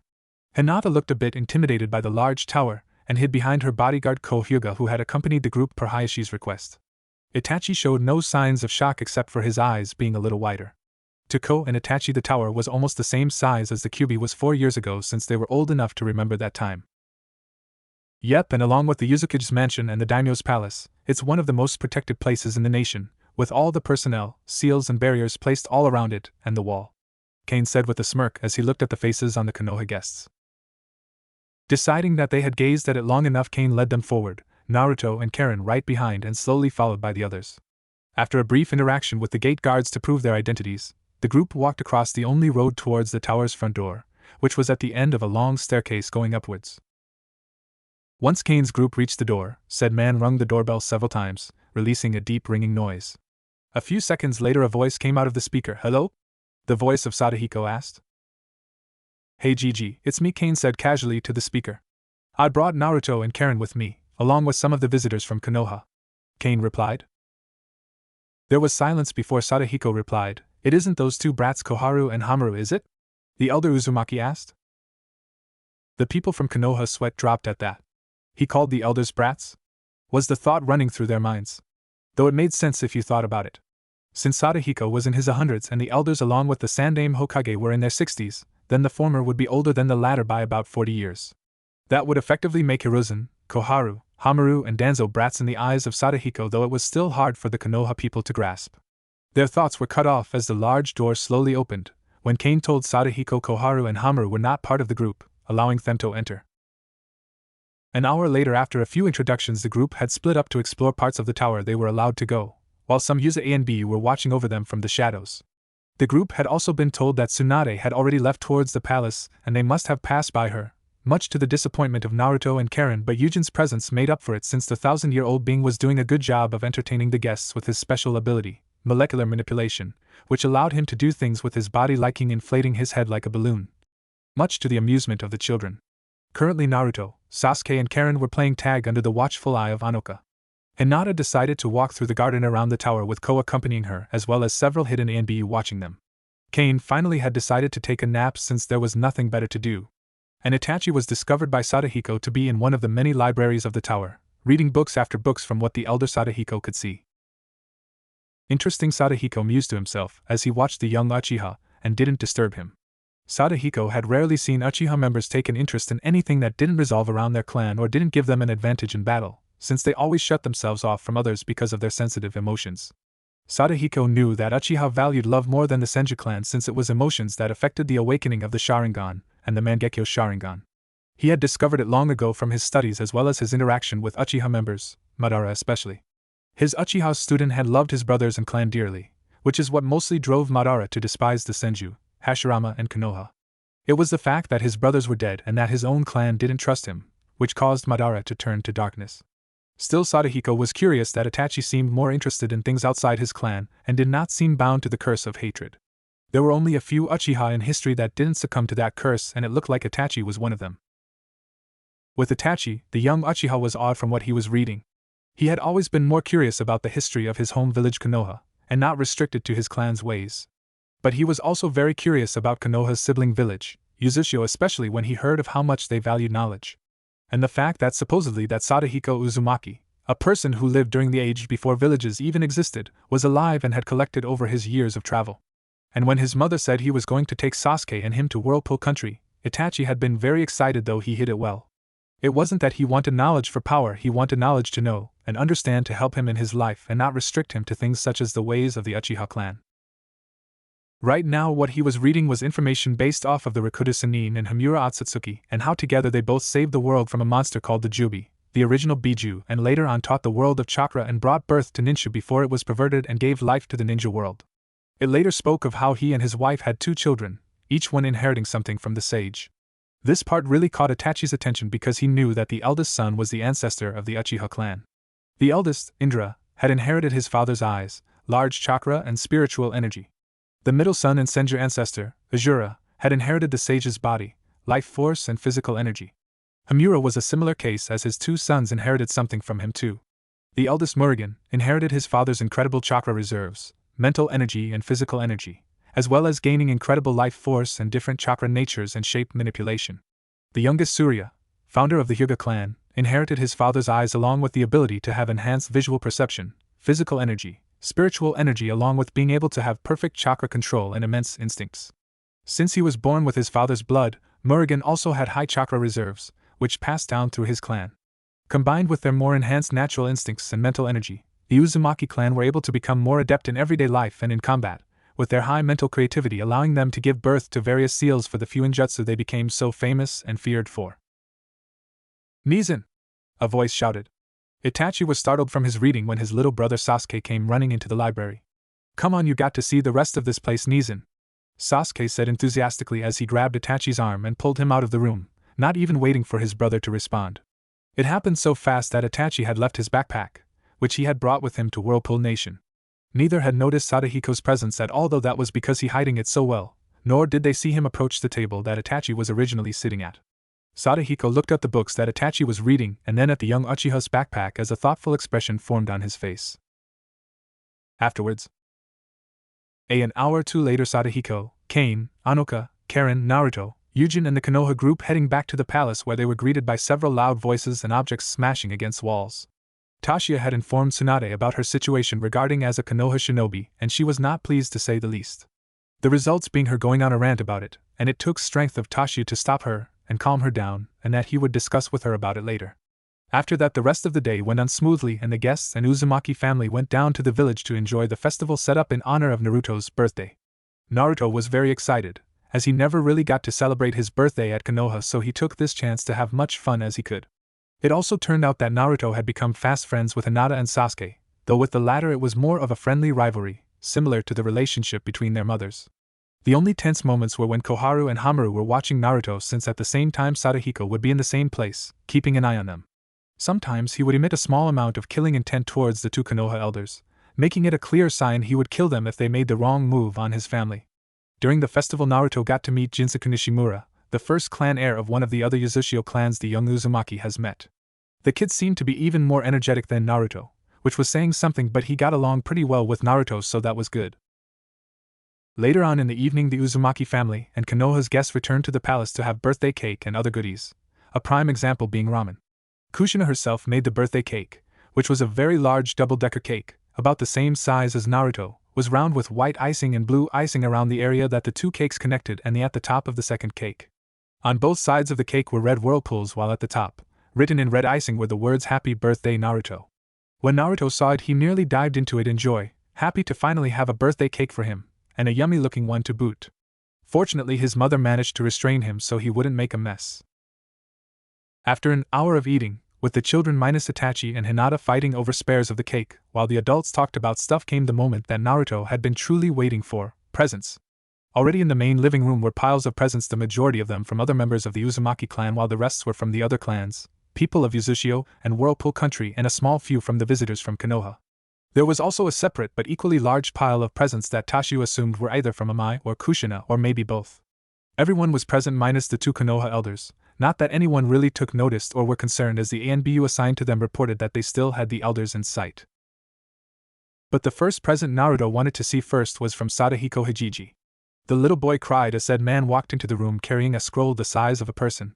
Behind him was Yujin, who had just arrived after locking down the Tenzin. Okay Naruto, since I know how anxious you are, I'll skip the whole boring monologue, and we can get straight to the gift, Sadahiko said as he planted the scroll on the floor before rolling it open. The scroll revealed a round ceiling matrix in the center of the paper with several other matrices around the circle, sort of converging on it. On both sides of the large circle were 2 smaller circles that looked like whirlpools and were facing Sadahiko. Okay Naruto, first I want you to step inside the large circle for me and stay perfectly still, the elder Uzumaki said. Naruto nodded and did as instructed, though staying still was hard for him since he was a very energetic now 4-year-old. But once they had managed to calm him down, Sadahiko performed a quick set of hand seals before slamming his hands onto the 2 smaller circles, causing a small poof of smoke to cover Naruto's body. Everyone watched as after a minute the smoke began to clear, revealing the little blonde-haired boy, except the difference was that he wasn't blonde anymore but now red, his yellow spiky hair replaced with a dark red spiky hair. Well Naruto, what do you think? You always were asking to have red like the rest of the clan, Sadahiko said as Anoka, who had been standing beside the elder Uzumaki, placed a mirror in front of Naruto so the boy could see his new look. When he saw his hair color, Naruto cheered in joy and hugged his great-grandfather, who had a small but happy smile, glad to see Naruto happy. He wasn't the only one, as Kushina watched the scene with a smile on her face too, joy filling her heart, as she truly felt the void in her heart that she suffered for 3 years being filled from listening to her son's sounds of happiness.